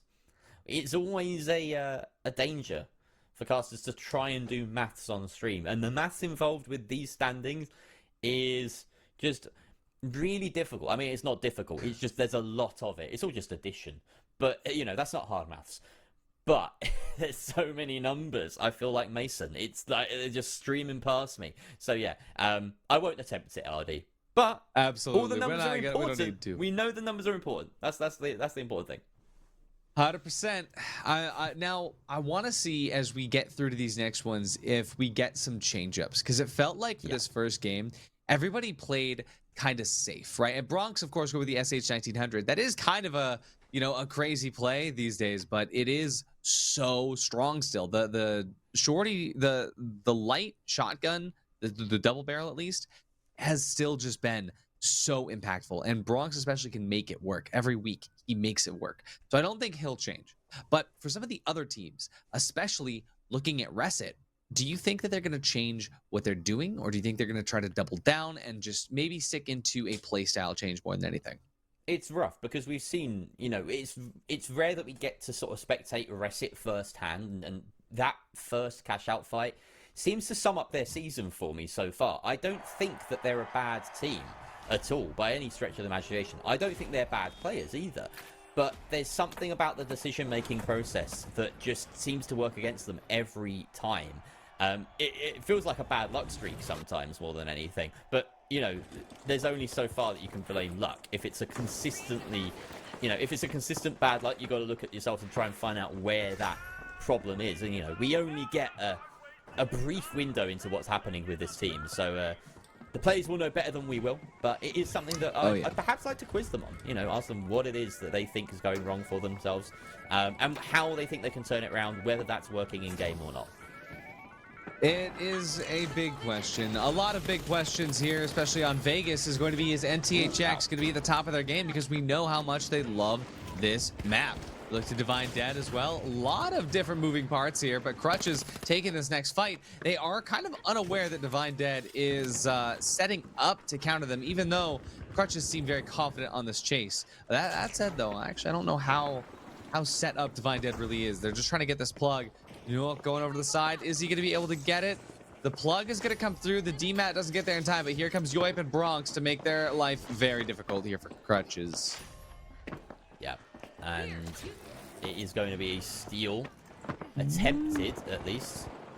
And Orange now in a bit of a problematic situation there. Great winch takes out one, but not doesn't entirely. take out anybody. Yeah, wow, I really thought he had that guy, but everyone, look at this, Crutches, all of them low HP as the regen kicks in. I genuinely thought they were losing that fight, but they all clang on. I thought that as SA-1260 was gonna hit. I really did as well. That was shocking. Oh, speaking of hit, Temmie Tim going crazy as per usual, but the question is, can they make it actually work? Temmie Tim will put out the damage. He will do a lot. Now they're going to start the steal. They know they don't have the kills yet, but they didn't do this before, and it bit them in behind. This time around, they're just taking this fight early. Nolik's going to go out. Here's the second, but Pepe will have the upper hand. Pepe with the triple actually takes them all out. Huge. And was that a model or a repeater in the kill feed? I couldn't quite tell. I doubt it's a repeater. Can't be a repeater. Is he running a model? It looked He's like a big repeater. Model. He's a big model fan. He even has his name as Bring Back Model one time. So I'm going to bet it's the model. We'll have a closer look, of course, as the day progresses. Warriors out, getting close on in, but that glitch causing them problems. They are doing quite well here, though, Crutches. They found those kills. They're dealing the damage out to Divine Dead, who appear to be now fairly short-staffed at their hand. They're sitting on top of a totem. We see the light in the distance regenning. That's never a good sign. That's a sign, you know, we're going to wait for another opportunity here. And let's have him back to B as we see YOLO diving in, missing his Serb shots. But the follow-up is there from Averex. Temi Tim now shielding him in the 2 versus 2. Shots come out, almost finishing one. Noli gets revived though, and now Temi Tim forced into a corner here. But he doesn't even have a corner to go to. Has a drop all the way off the building. Looks like that is a successful defense from NTHX. Now they have Divine's head to deal with, Ardy. Oh, there's always something happening with this team. NTHX, they came so close. They actually still might have this as Nolix takes out Averex, but Nuoka is going to go through, take out Pierre, and his heart takes out Noli. Is that steal going to come through? Has he held it long enough? He did. Divine dead. What an insane push. An insane set of events. Crutches as well. The other side of the map, they're still going to be able to hold theirs. Now we can see pretty much a repeat of what happened last time, but this is actually the exact same situation that we were in on the last map. 100%. NTHX, they have the opportunity now to come back like they did on Skyway. Hard XN with a huge kill there, by the way. For the new light player on the side of Divine Dead was the player that managed to kill the heavy who would have denied the steal. And Divine Dead's own heavy was left on just 1 HP, so he got there just in time to protect him. Great play from Hard XN. Just want to highlight that amidst the chaos of what is the finals. And in goes Temi Tim to try and find more. He's unleashing hell with this M60, but he's not finding any purchase. Divine Dead look like they have managed to worm their way out of that. Again, we see Hard XN, one of the last ones standing, moves his totem away, tries to find a second chance to attack. Whereas Al fending off Lions right now as NTHX circle them and try and find a position to get this steal. Bronx is about, he's invisible, but they have found him. He's not long for this world, Ardy. Oh no, I mean, it's one of those situations where when you go out of your way, oh, the shotgun beats shotgun, but I guess the model does beat the SH1900 when it comes down to it. But Pepe, he makes us look good. He makes it look easy, but it's a one-shot battle. One shot to each of these players. It's all it's going to take out here in the streets of Vegas. Pepe, he's got to get the shot. He does. Oh, the but he spawn. gets traded. He was so far away, but the spawn was so perfect for Crutches. They just sent themselves down that line with the zip, close the distance, and Yoip comes in with that clutch. It's 2 versus 1 now as they're both hitting the jump pad. Finally, they deal with NTHX. Wow, I mean, you couldn't have asked for better coins from Crutches there. That was crazy. That's actually wild. I mean, it's just shotgun central over here as Lona Paris comes through and takes out YOLO 2D. Shotguns v shotguns v shotguns. But this time around, remember how on Skyway Stadium, this was the opportunity where NTHX started to take control. Right now, it is not looking the same way. As Divine Dead, they are pretty much in control of Cash Out D on this Ospuz building, whereas on the other side of the map, we still see Crutches retaining control. Not only that, retaining total control. It looks like there's not even a singular team that is pushing to fight them all the way on the other side. I believe that's one of the Alpha Acta casinos. Now, we can see with half of that cash out remaining, we're going to see both NTHX and Reset dive through here up the top, right behind that beautiful billboard of Petronelle herself. We'll see now as Hard XN tries to hold it out, and Nolix will go out in a very fell swoop. But here's Paulie about to make a lot of noise with that model. We've got 4 parties coming in here. Crutches finish their cash out, decides they want to 4th party on D. This is going to be chaotic for certain. Reset go in. They're the first ones to try and take a bite here. They've got the mesh shield and they've got the light holding on to it. At the moment, it's working. Mesh shield goes down though from a huge glitch. Who knows who that was from? Either way, NTHX are the ones to come in and try and get the second attempt to steal. Another glitch, but these barricades might do the difference. The second attempt at the steal. They can't hold it though. They have to come off and fight. Divine Dead are protecting their bounty. Crutches decide, you know what? This is too chaotic for us. We're just going to pop another vault and get started on A while all that's going on. 2 wipes though as NTHX and Reset are taken out. Hard XDN had 0 HP. Invis next to the slot machine, and he gambled with his life, and he hit a triple diamond as not a single shot came his way, and he was able to hold that off. Absolutely incredible. And look at these dollar signs here. Crutches is so far ahead, and they got the plug money on top of it. Divine Dead, 34K in the bank. They are in control of Vault right now. I think that there's not a single world where Reset is able to make this work unless they can get a double. And I'm sorry to say it for Reset, But you gotta have to put in a lot of legwork right now to get this vault away from Divine Dead. They're not even in the right part of the map. So we see both Divine Dead and Crutches come out with possibly all 3 cash outs in their name. It could happen. It really could happen. I've got to say, this new look Divine Dead with Hardixen and Nuok really impressing me so far. But the match isn't over. The day isn't over. Whereas sending it in. Crutches still fighting for, of course, this could be a second place. It could be a first place. It's so tight. Kills are going to make a massive difference. NTHX wiping out a lot of Crutches there, and now only 1 player left to try and defend this cash out. He's going to jump on in. Yoip doing the damage, but he deals with PRN, and that's not the person stealing, unfortunately. 2 versus 1 now, as NTHX should be pretty well set to try and defend this. Divine Dead look like they're coming under absolutely no pressure at all. Where are Resit? What are they doing? I don't even know if they're in the map. For NTHX, though, even if they steal this, it's not enough money. It's so unfortunate. That's why Crutches, they're like, hey, well, we can go and try to get first if we steal from Divine Dead. So Crutches, for them, it's just more important to go and take it from the top. They need to go for this top down. And rest in NTHX, they're fighting for 3rd at this point, which, hey, that extra bit of points, that extra 30 points is going to mean quite a bit. But NTHX, that timer's already done. NTHX already has the cash. And so for Resit, they fought the wrong battle. They chose the wrong area to take over. And now 42 seconds. They can't even get 3rd. No, we don't care about Reset anymore. We're not going to watch them. Unfortunately, they've just fought themselves out of this. So Crutches, they're coming on with the steal. They've got the mesh. They've got the DMAT. They've got, well, the DMAT probably wasn't theirs, in fact, because that's been dropped out of their range. They have to deal with Divine Dead now. They're doing a decent job of it. Whereas takes one out, but unfortunately, that is probably the end of them. This cash out will probably go the way of Divine Dead. They look pretty unscathed, as it seems. Oh, yeah. Everyone is doing the defending for them. They've done such a great job. Nuok finds that kill, and now only 12 seconds left. Crutches have been wiped. Can NTHX get the final steal? They're on top of it, but they have so many players to deal with. No time. So much there good. it is. No time. And Divine Dead leads the charge way out in front. 58k to their name. They even get a wipe at the end for good measure onto Resit.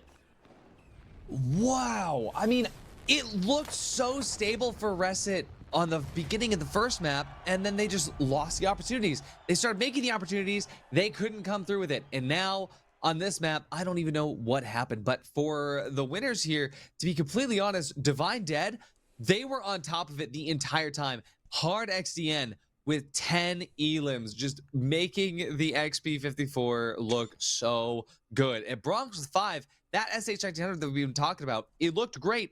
But up against Pepe's model, I am 100% convinced that Pepe is single-handedly keeping the model alive. I'm just gonna say that. He really is just the only person that uses this gun. Like, I swear it's just unequivocally worse than the Cerberus. Am I wrong? Like, it's at the moment, it feels like a straight downgrade. Besides, like, you know, ammo in the chamber. The Cerberus reloads so quickly. I don't know. It's a weird choice. He's justifying, though. 10 kills, like, you know, you can't blame the guy. Yeah, but still an insane set of circumstances here to see the fact that Crutches and Divine Dead, they had it locked in from the beginning. And we've had a lot of these groups here be super even. I mean, look at the last couple of games that we saw from Group A, where every single team got a cash out before we hit the finals, right? And then the last 2 cash outs, 5 and 6, it was possible, right? But then we look at this, and all 6 cash outs go to 2 teams. Insanity. And that's one of the things that if you can get really good control really early on, you can make that happen. You can make it work out in a way that you just snowball from. And for Resit, they're going to need to find their way to do that coming up on map 3. Yeah. I think they need to find a way out of this.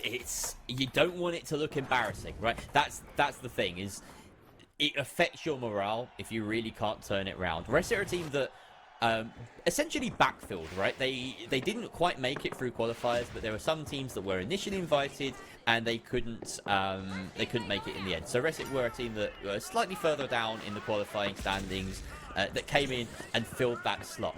And so far, they've really struggled to justify their presence. But again, it's not been like they've been horrifically bad. It's just that they can't seem to step up to the sheer quality of the teams around them at the moment. Oh. This is crazy. Okay. Hard XN. Okay, I don't think we need to even say anything about that fight. So everybody's dead. Yeah. Everybody's dead. The museum is actually just a... I'm sorry, I believe that was the workspace. The workspace, closed off. Police evidence. Everybody's dead. We're gonna jump now to the library, where Divine Dead was able to somehow walk away with all the evidence and store it inside of a cash out. We get the other vault down at the south on campus, and it's already going crazy here as well. YOLO 2D on the Cerberus to prove that it is better than the model, but it's Bronx doing the real damage out there. Oh wait, no it's not. YOLO 2D. He's actually still better with the Cerb. Look at how great this is. The damage coming through, but Crutches, they're gonna come through a little bit harder. Yoip and Warazel, really the heroes of that fight. Bronx taken out early, rezzed up, and now the steal very much in the way of Crutches. So we head on over to the other cash out where Nuonk is getting caught in, well, everything. The kitchen sink is being thrown at this heavy, and finally he succumbs. Alone in Paris with 2 kills, taken out by PRN, and now a 1 versus 1, I presume, between the 2 lights. They're both invis, both jumping about. PRN lands a few shots, he lands a few more. He's come out way better. Hard XN just couldn't land a single shot on his opposite number. And that is a very convincing fight from PRN. Oh, yeah, I mean, Divine Dead, they were holding on to it, but now it is a timed reward there coming through. But for Crutches, we still haven't seen a very convincing approach yet. Oh, they found... Oh, look at this. Crutches have actually locked on to find exactly where this next fight's going to come from as Reset comes around the corner, and they dive out with the jump pads, with the right motion. They're going to be able to take out Tevy Tim and Averex just down to YOLO 2D now. Yodo just a bit too disconnected from the rest of his team there, and, you know, Crutches ready to buddy up and get that kill. You know, I do say this quite a lot, that they're disconnected. You typically want, you know, maybe this kind of 2-1 formation. You send in 2 players, you have another dancing around the periphery. You don't want that one player on his own to be the medium, ideally. YOLO Light would be great. YOLO TD. Disconnected. Yeah, I like it. I see what you did there. We got a steal going on here. NCHX Pepe doing God's work as he shields this steal. Fantastic goo, fantastic barricades, and fantastic shotgun work as he eliminates PRN. Wow, that's the cherry on top. I thought the steal was good, but wiping out NCHX afterwards, chef's kiss. Amazing. Oh my gosh. Jerry, Divine Dead and Crutches up at the top. I've never seen this. Who'd have thunk it? Who'd have thought? Well, it's time for Reset to really prove it. Reset, this is now or never. Your points matter here more now than ever. Let's see if you can hold on to it. Getting through to make this work out. Vault 3 now in play, as well as Vault 4. Neither tapped. We had a very even pace here. You know, no staggering at all. Crutches and Reset are just TDMing over on the side of the map, so Divine Dead are like, yeah, no problem. We'll go and tap that Vault 3. NCHX finally make their way over here, and they do get a couple of kills off the back of that, or at least one, and the res, another res as well. No, what are you doing? He's giving me seasickness, like, and I'm so far from the sea right now. Oh, man. Oh, but Divine Dead, they're going to get jumped on here at NTHX. They actually really come out in droves right when they're needed most. Pepe getting all of them shells loaded back in. Look at the pre-place DMAT. It's so good. We're going to now see as the library gets set up yet again. But on the outskirts, PRN holds out in a very great spot. Now, even though that plug money goes to Divine Dead, the real important thing is taking control of that cash out early. For Crutches, they've taken control as well. Back over on campus, we're going to see Reset dive in from the bottom levels. Will they be able to find the opportunity here? We've seen them come through at the other side of campus before. The same 2 teams going at it. But Reset, this is your time to shine. Let's see what happens. Great positioning here from Crutches. Overseeing their point, of course, the DMAT will open up the sight line if they need it to, or even an RPG. They can take their pick. It does get dropped down.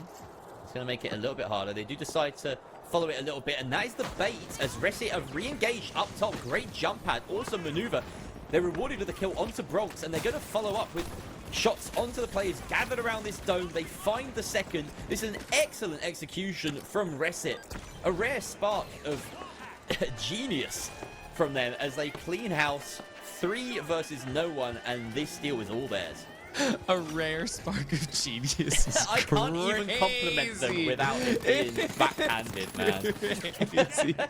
Oh, we see NTHX. They actually pulled the cash out all the way out of this alleyway, and PRN, he's finding that the XP-54's damage fall off is a little bit too much to handle from that distance, and it worked out better for Divine Dead being all the way out here. Actually, I do think it might have been Divine Dead that pushed out here in the beginning anyway. Now that fire barrel is going to do a lot to clean up the gas here. Another gas barrel on the side might be able to be utilized to buy a little bit more space. But we see Divine Dead. They hold the side there. Oh, and look how perfect it is. PRN, he's going to throw the gas over to the side there, but the rest of the team dives at the same time. Oh, the timing is perfect. Divine Dead, they can't hold on. Oh, the heavy one is 1v1 and unbelievable there. PRN, forced out by the dome, the aggressive dome in his face. What a play from Nuok. And now the finishing shots from Hardexen is the wipe onto Crutches. Wow, some incredible individual play there from Divine Dead players to hold on to their point under so much pressure. I just caster curse the hell out of that. It happens to the best of us. Wow. Yeah. Well, as we reset from that, we'll go ahead and look at a slightly more competitive scoreline this time around, as Reset are on the board. This is huge. This is absolutely incredible. So, we'll see what happens now. Anything is possible. NTHX, they are in a very difficult situation should they be unable to retain control of one of these next vaults. But for Divine Dead, they are already going to be getting that Vault 5 headed over to B. But over in the museum, we see Reset trying to just take control early in the sidelines. They're going to wrap all the way around to get a really wide flank, trying to cut off where the vault could potentially be coming from. And as Vault 6 moves its way through from the art gallery now into the museum, both Crutches and NTHX are fighting over control. Pepe looks like he's the one who's going to grab it as well. NTHX may get the plug here, but of course Yodo waiting for it. It's going to be another few moments before it sends its way around. They may not be expecting the player all the way up here. DMAT will drop it, and it drops the player with him. Temi Team wins that fight. In come Reset to try and engage on the whole of NTHX. PRN does trade one back. It's 2 versus 1 here, and Reset are very low. A huge shot there from PRN turns it into a 1 versus 1. Can Averex land these shots? YOLO 2D rather. Glitch is sent his way, 2 versus 3 as he gets this res through, and unfortunately for them, this may have just stalled out a little bit too much. They drop it yet more layers and seal up shot. They have the people around. There's a C4 on that box. I think it is their own. But the team out above is going to cause problems. Yeah, here's that THX to the top. PRN gonna take out Bronx. That's gonna remove the SH strike to that burst damage is gonna be a well miss as YOLO 2D goes away. It's just up to a singular. No, wait, no, there is still one more member of Reset up to the top right now. But for NTHX, they are gonna have Noli and Pepe heal up really quickly. As Crutches now come into the mix, they're gonna try to finish out. They're gonna try to make sure it works as Bronx and Yoip go out. Warozal is taken away as well. That's Crutches removed, but Hard XDN takes out Pepe as now we've got Divine Dead on cash out A as well. To grief. It is not enough that Divine Dead has cash out B. They're now coming to A, and they are playing this absolutely incredible. We see Reset, they're all up, as you said. Will they get the steal this time? There's only one way to find out, and it looks like they will. I think NTHX are a bit too late. They get it. The glitch is out, and Reset are able to head for the hills, but NTHX, they missed their chance there. They're going to try and come in and get another steal. There is 2 up above them, perhaps one. All 3, in fact, above. It's a top-down fight. It gets winched up and not dematted. It is still in the bottom floor. YOLO 2D finds that kill onto Noli. That's a heavy down. Pepe takes out YOLO, though. A trade back Pepe with the res. PRN finds Hardex in as Divine Dead are getting in on the action. All of NTHX are up, but they cannot find an opportune moment to get this steal. Crutches are coming in, and Crutches are going for the steal. That's denied. It's still Reset's cash out. This would put them in second place. They've been wiped. NTHX coming in for the steal, but Divine Dead defend it. Every team besides Divine Dead are wiped. That is one way to dominate a lobby. Actually insane gameplay here as Divine Dead, they know that those points are well needed by Reset, and if they can share the glory, they will. And the fact that we had Divine Dead ready and locked in to defend that cash out for Reset is wild, because they had jumped in on that cash out well before theirs finished. And to fourth party on that, the fact that they're just playing this They're honestly playing the finals like an extraction shooter. They're playing this like it's Arc Raiders. Any Embarkers in chat, hit your boy up with a key, please. But it's just straight up incredible work from Divine Dead to be able to lock that in. And look at the final scores as well. What is that? Is that a 20? It's 20 points. PRN. 14 kills for PRN. Just I can't get over that. Sorry. Yeah, no, I mean, look at NTHX. That's, 23 kills. 23 points, the most kills in the lobby, thanks to PRN. But still a last place finish. Yeah, you don't see that very often. NTHX played that so well in terms of, like, kills, I guess, but they just didn't play the objective well enough. And there was that moment where I really thought Reset had missed their opportunity. After, they basically camped that objective from the very start. And usually if you do that, you've got to get, a quick 2-3 kills and then go for the steal. But they really bode their time. And we've seen that work against Reset today, but a number of times throughout the season.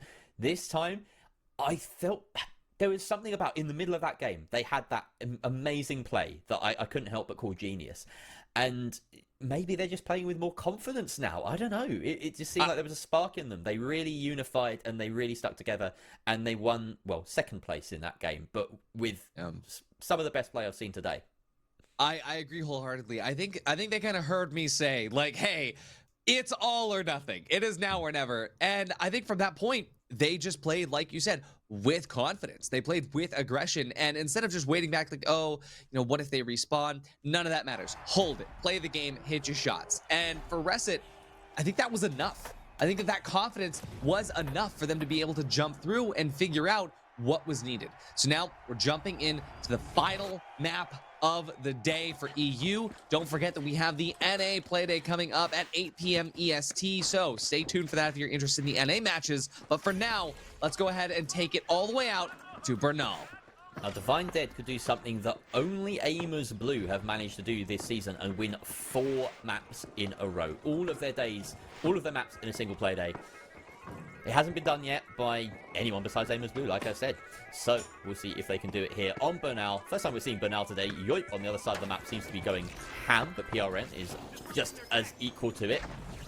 1 versus 1 on that side. But right here, the fight has barely even started as, weirdly, that box is being ferried away to A with very little fight whatsoever over it. I don't know how that happened. I'm kind of confused. I think the timing, because Reset was like, hey, we could just head over. How did this happen so quickly, by the way? Yeah. Did I just like black out for a little bit? How is the vault already not only open but in? I was watching the kill feed for the other side of the map, and then I just see one vault being carried by Divine Dead, having not fought a single team. Like, make it make sense, chat, please.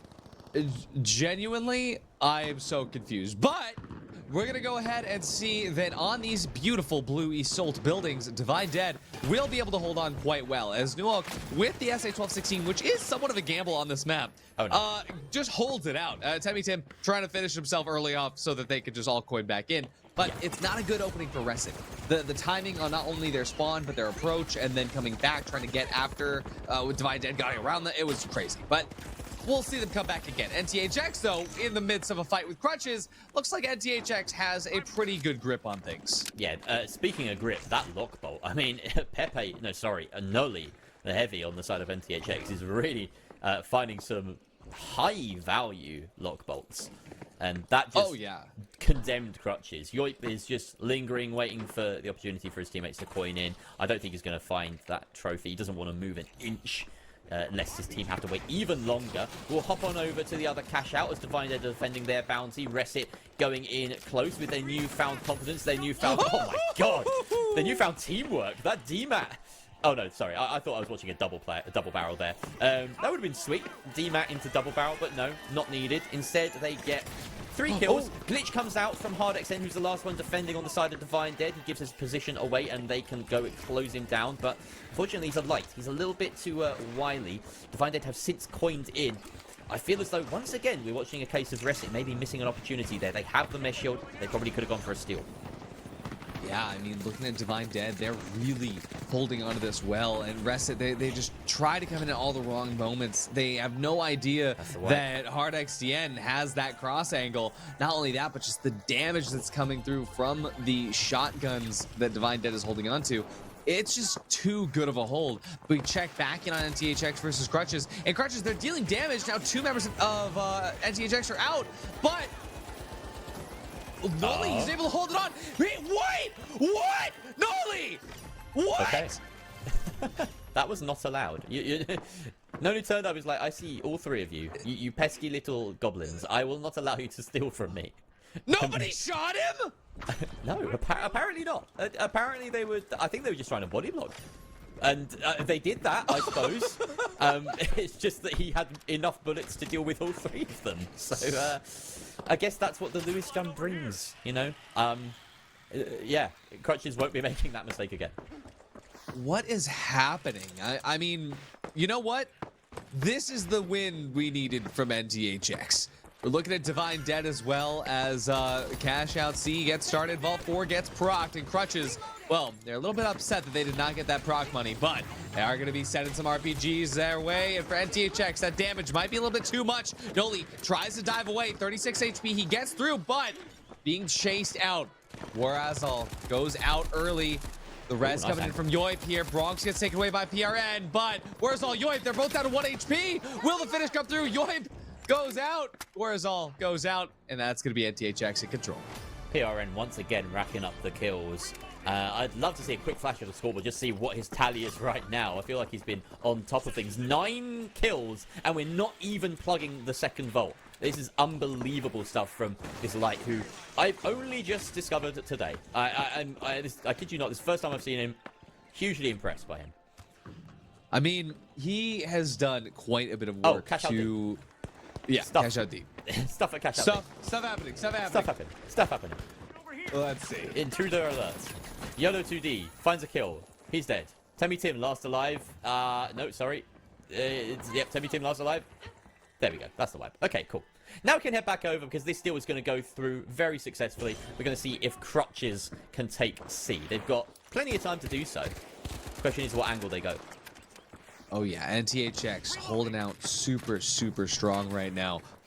I mean, they have the height, but height isn't always everything. But for Crutches, it actually might be something that they will have a hard time dealing with, given the fact that the Lewis gun combined with the shotgun there from Bronx, they're going to have to dive up in a way that makes sense. NTHX diving into the building. The crumbling is so good, but PRN is unable to hold them out just long enough. But look at this, Noli! The actually insane play with the lock bolt goes crazy. Pepe unable to make much work out here, but Noli and PRN, they're dealing damage out, but it's going to get countered early on. Yoip going to be able to take the seal now, even though it hasn't been a wipe just yet. PRN gets the res on Pepe, but not enough as Crutches. They hold through, they hold steadfast. On the other side, we see a steal just in time for Divine Dead. Very nice, and there's a bit too long left on the timer for him to sit and rest on his laurels. There may be another team incoming. NTHX do have the opportunity in Noli closing down, but look at the timers on his teammates. 11 and 16 seconds. They're not going to get a chance to go that. He just about faces and heads towards Vault 5, which is currently being approached by Resit as well. On the other side, we saw Divine Dead get their cash out successfully, so they are reassuming their sort of, you know, just default position at the top of the scoreboard right now. They have really dominated this group. Absolutely. We'll see exactly how this next cash is going to fall through. But for Crutches, a very important pick here to make sure that no matter what happens, they're not going to be left behind from Divine Dead. NTHX, Crutches, Divine Dead, they all have a shot at first place up here. For Resit, they will have a chance at second depending on how these cash outs get placed. For NTHX, look at this control early on in Vault 5, taking it all the way tucked out to cash out B. I believe this is the backyard cash out. Could be wrong here. Looks like it also could be Small Park. Yeah, it is the Disson building, Small Park. All right. I love your incredible and encyclopedic call-out knowledge in this game. Oh, Yoip is alone. But he uses the bait. Great lockbolt. Brings out everyone. And I feel like we've mentioned Noli's lockbolt like 3 or 4 times just this map. but it has been so impactful. And look at the kills that follow up. That Oh, is not Averex necessarily. has no idea.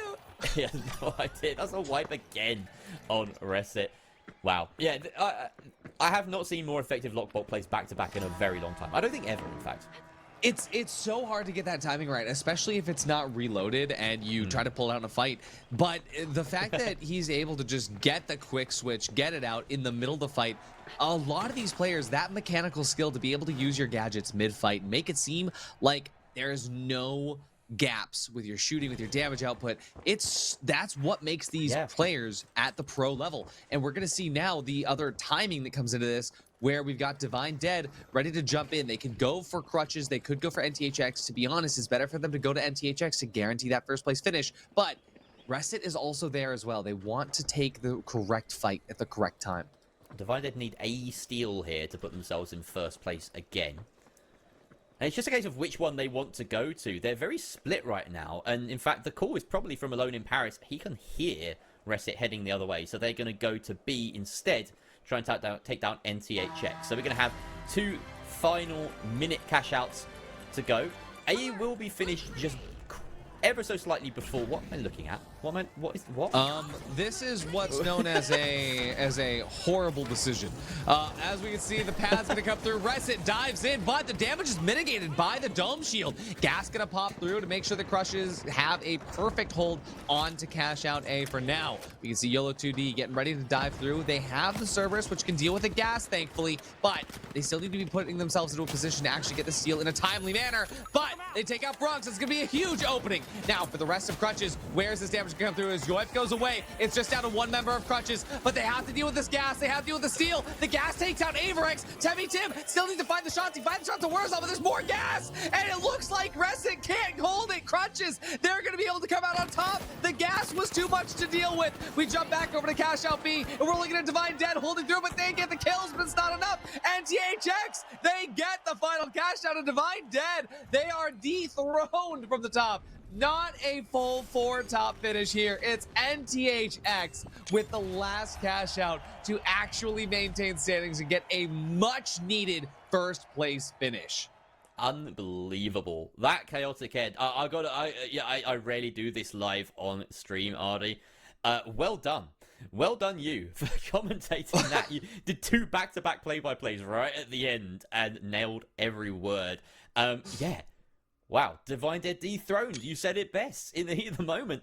And look at the kills. Finally, for once, we see the player with the most kills right at the top of the pile. PRN, he quietened down towards the end of that match, but he picked up 9 very, very quickly, gave his team the comfort that they needed to hold on to that lead. And yeah, excellent defense at the very end made a big difference too. Yoip not far behind either. Again, we talked about impactful mediums today. It's been a huge thread. YOLO 2D, an impactful medium, but unfortunately not reflecting in the score for his team. So yeah. Both sides of the red and blue coin again.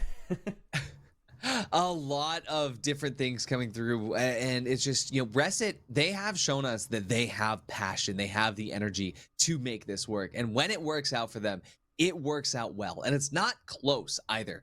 But at the end of the day, for Reset, not getting all of the first place finishes that they needed means that the points potentially have run away from them here, which we will find out at the end of the day. We will find out once we get into EU, the next EU Playday on Saturday. But for now, I want to say a huge shout out to NTHX for putting in tons of work to try and get over that line as well. But honestly, I think we all know at the end of the day, Divine Dead pulling themselves up by those bootstraps to make this work out and get those points. And they finished quite well, but it's gonna be still a very, very close game. Look at this, within 100 points of 7th through 10th.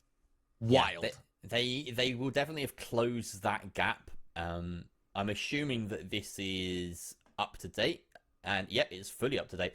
So look, only 30 points away, or 40, 32. Live maths, ladies and gents, don't do it. Live math.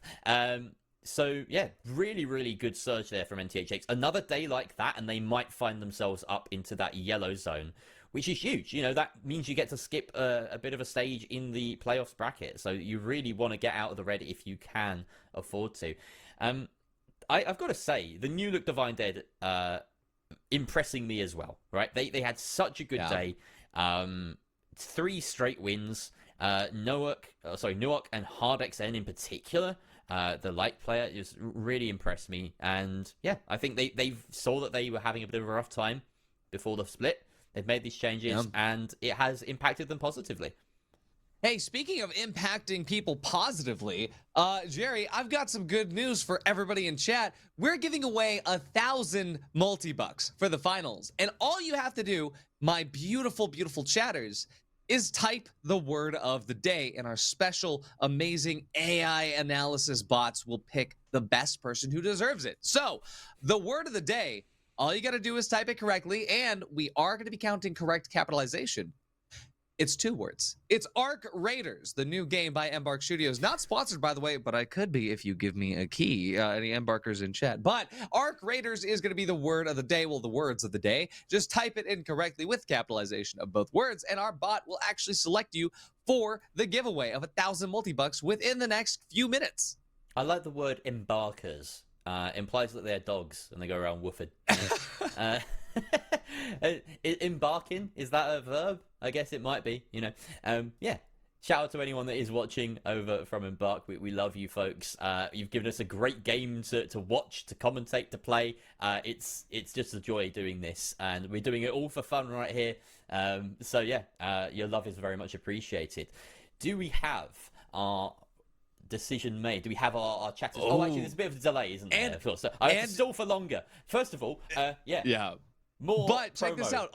People are actually getting the correct capitalization. Arc is all capitals, and then R is capital. So this is huge. So all the folks in chat, this is great. Our AI bot is currently going to be looking through to figure out exactly who has the best luck here. Is it going to be one of the players that's in chat? Is it going to be a member of Embark Studios getting their own key? No, I believe that the bot, as this wheel spins, it's going to go to 14 Helmet.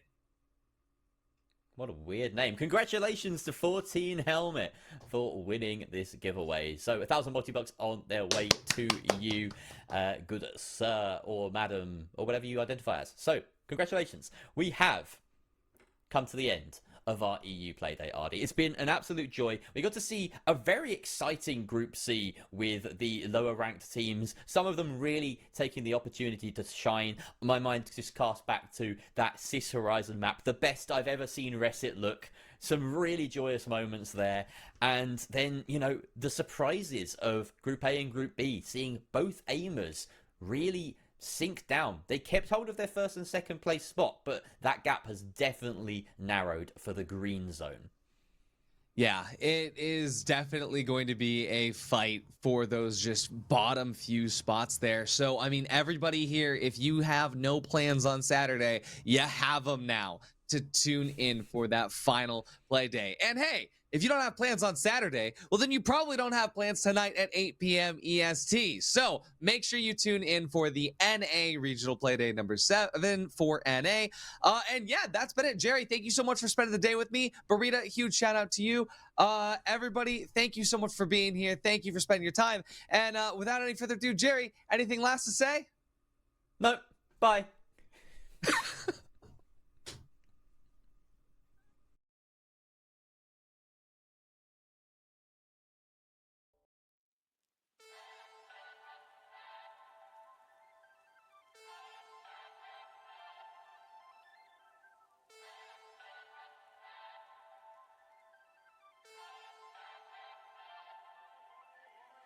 Running round in circles, jumping over hurdles. You know I loved you, let's face up.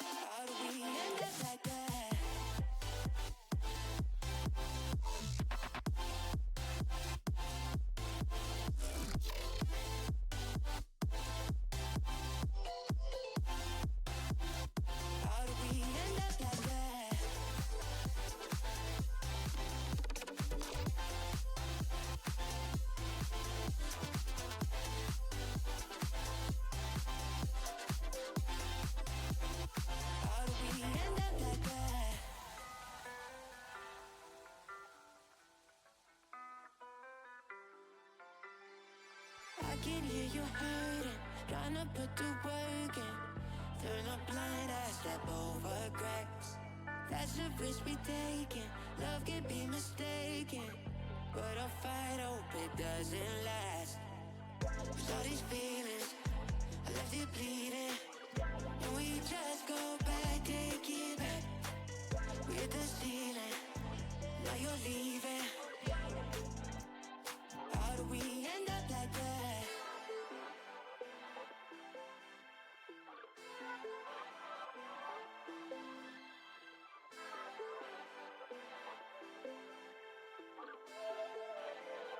How do we end up like that?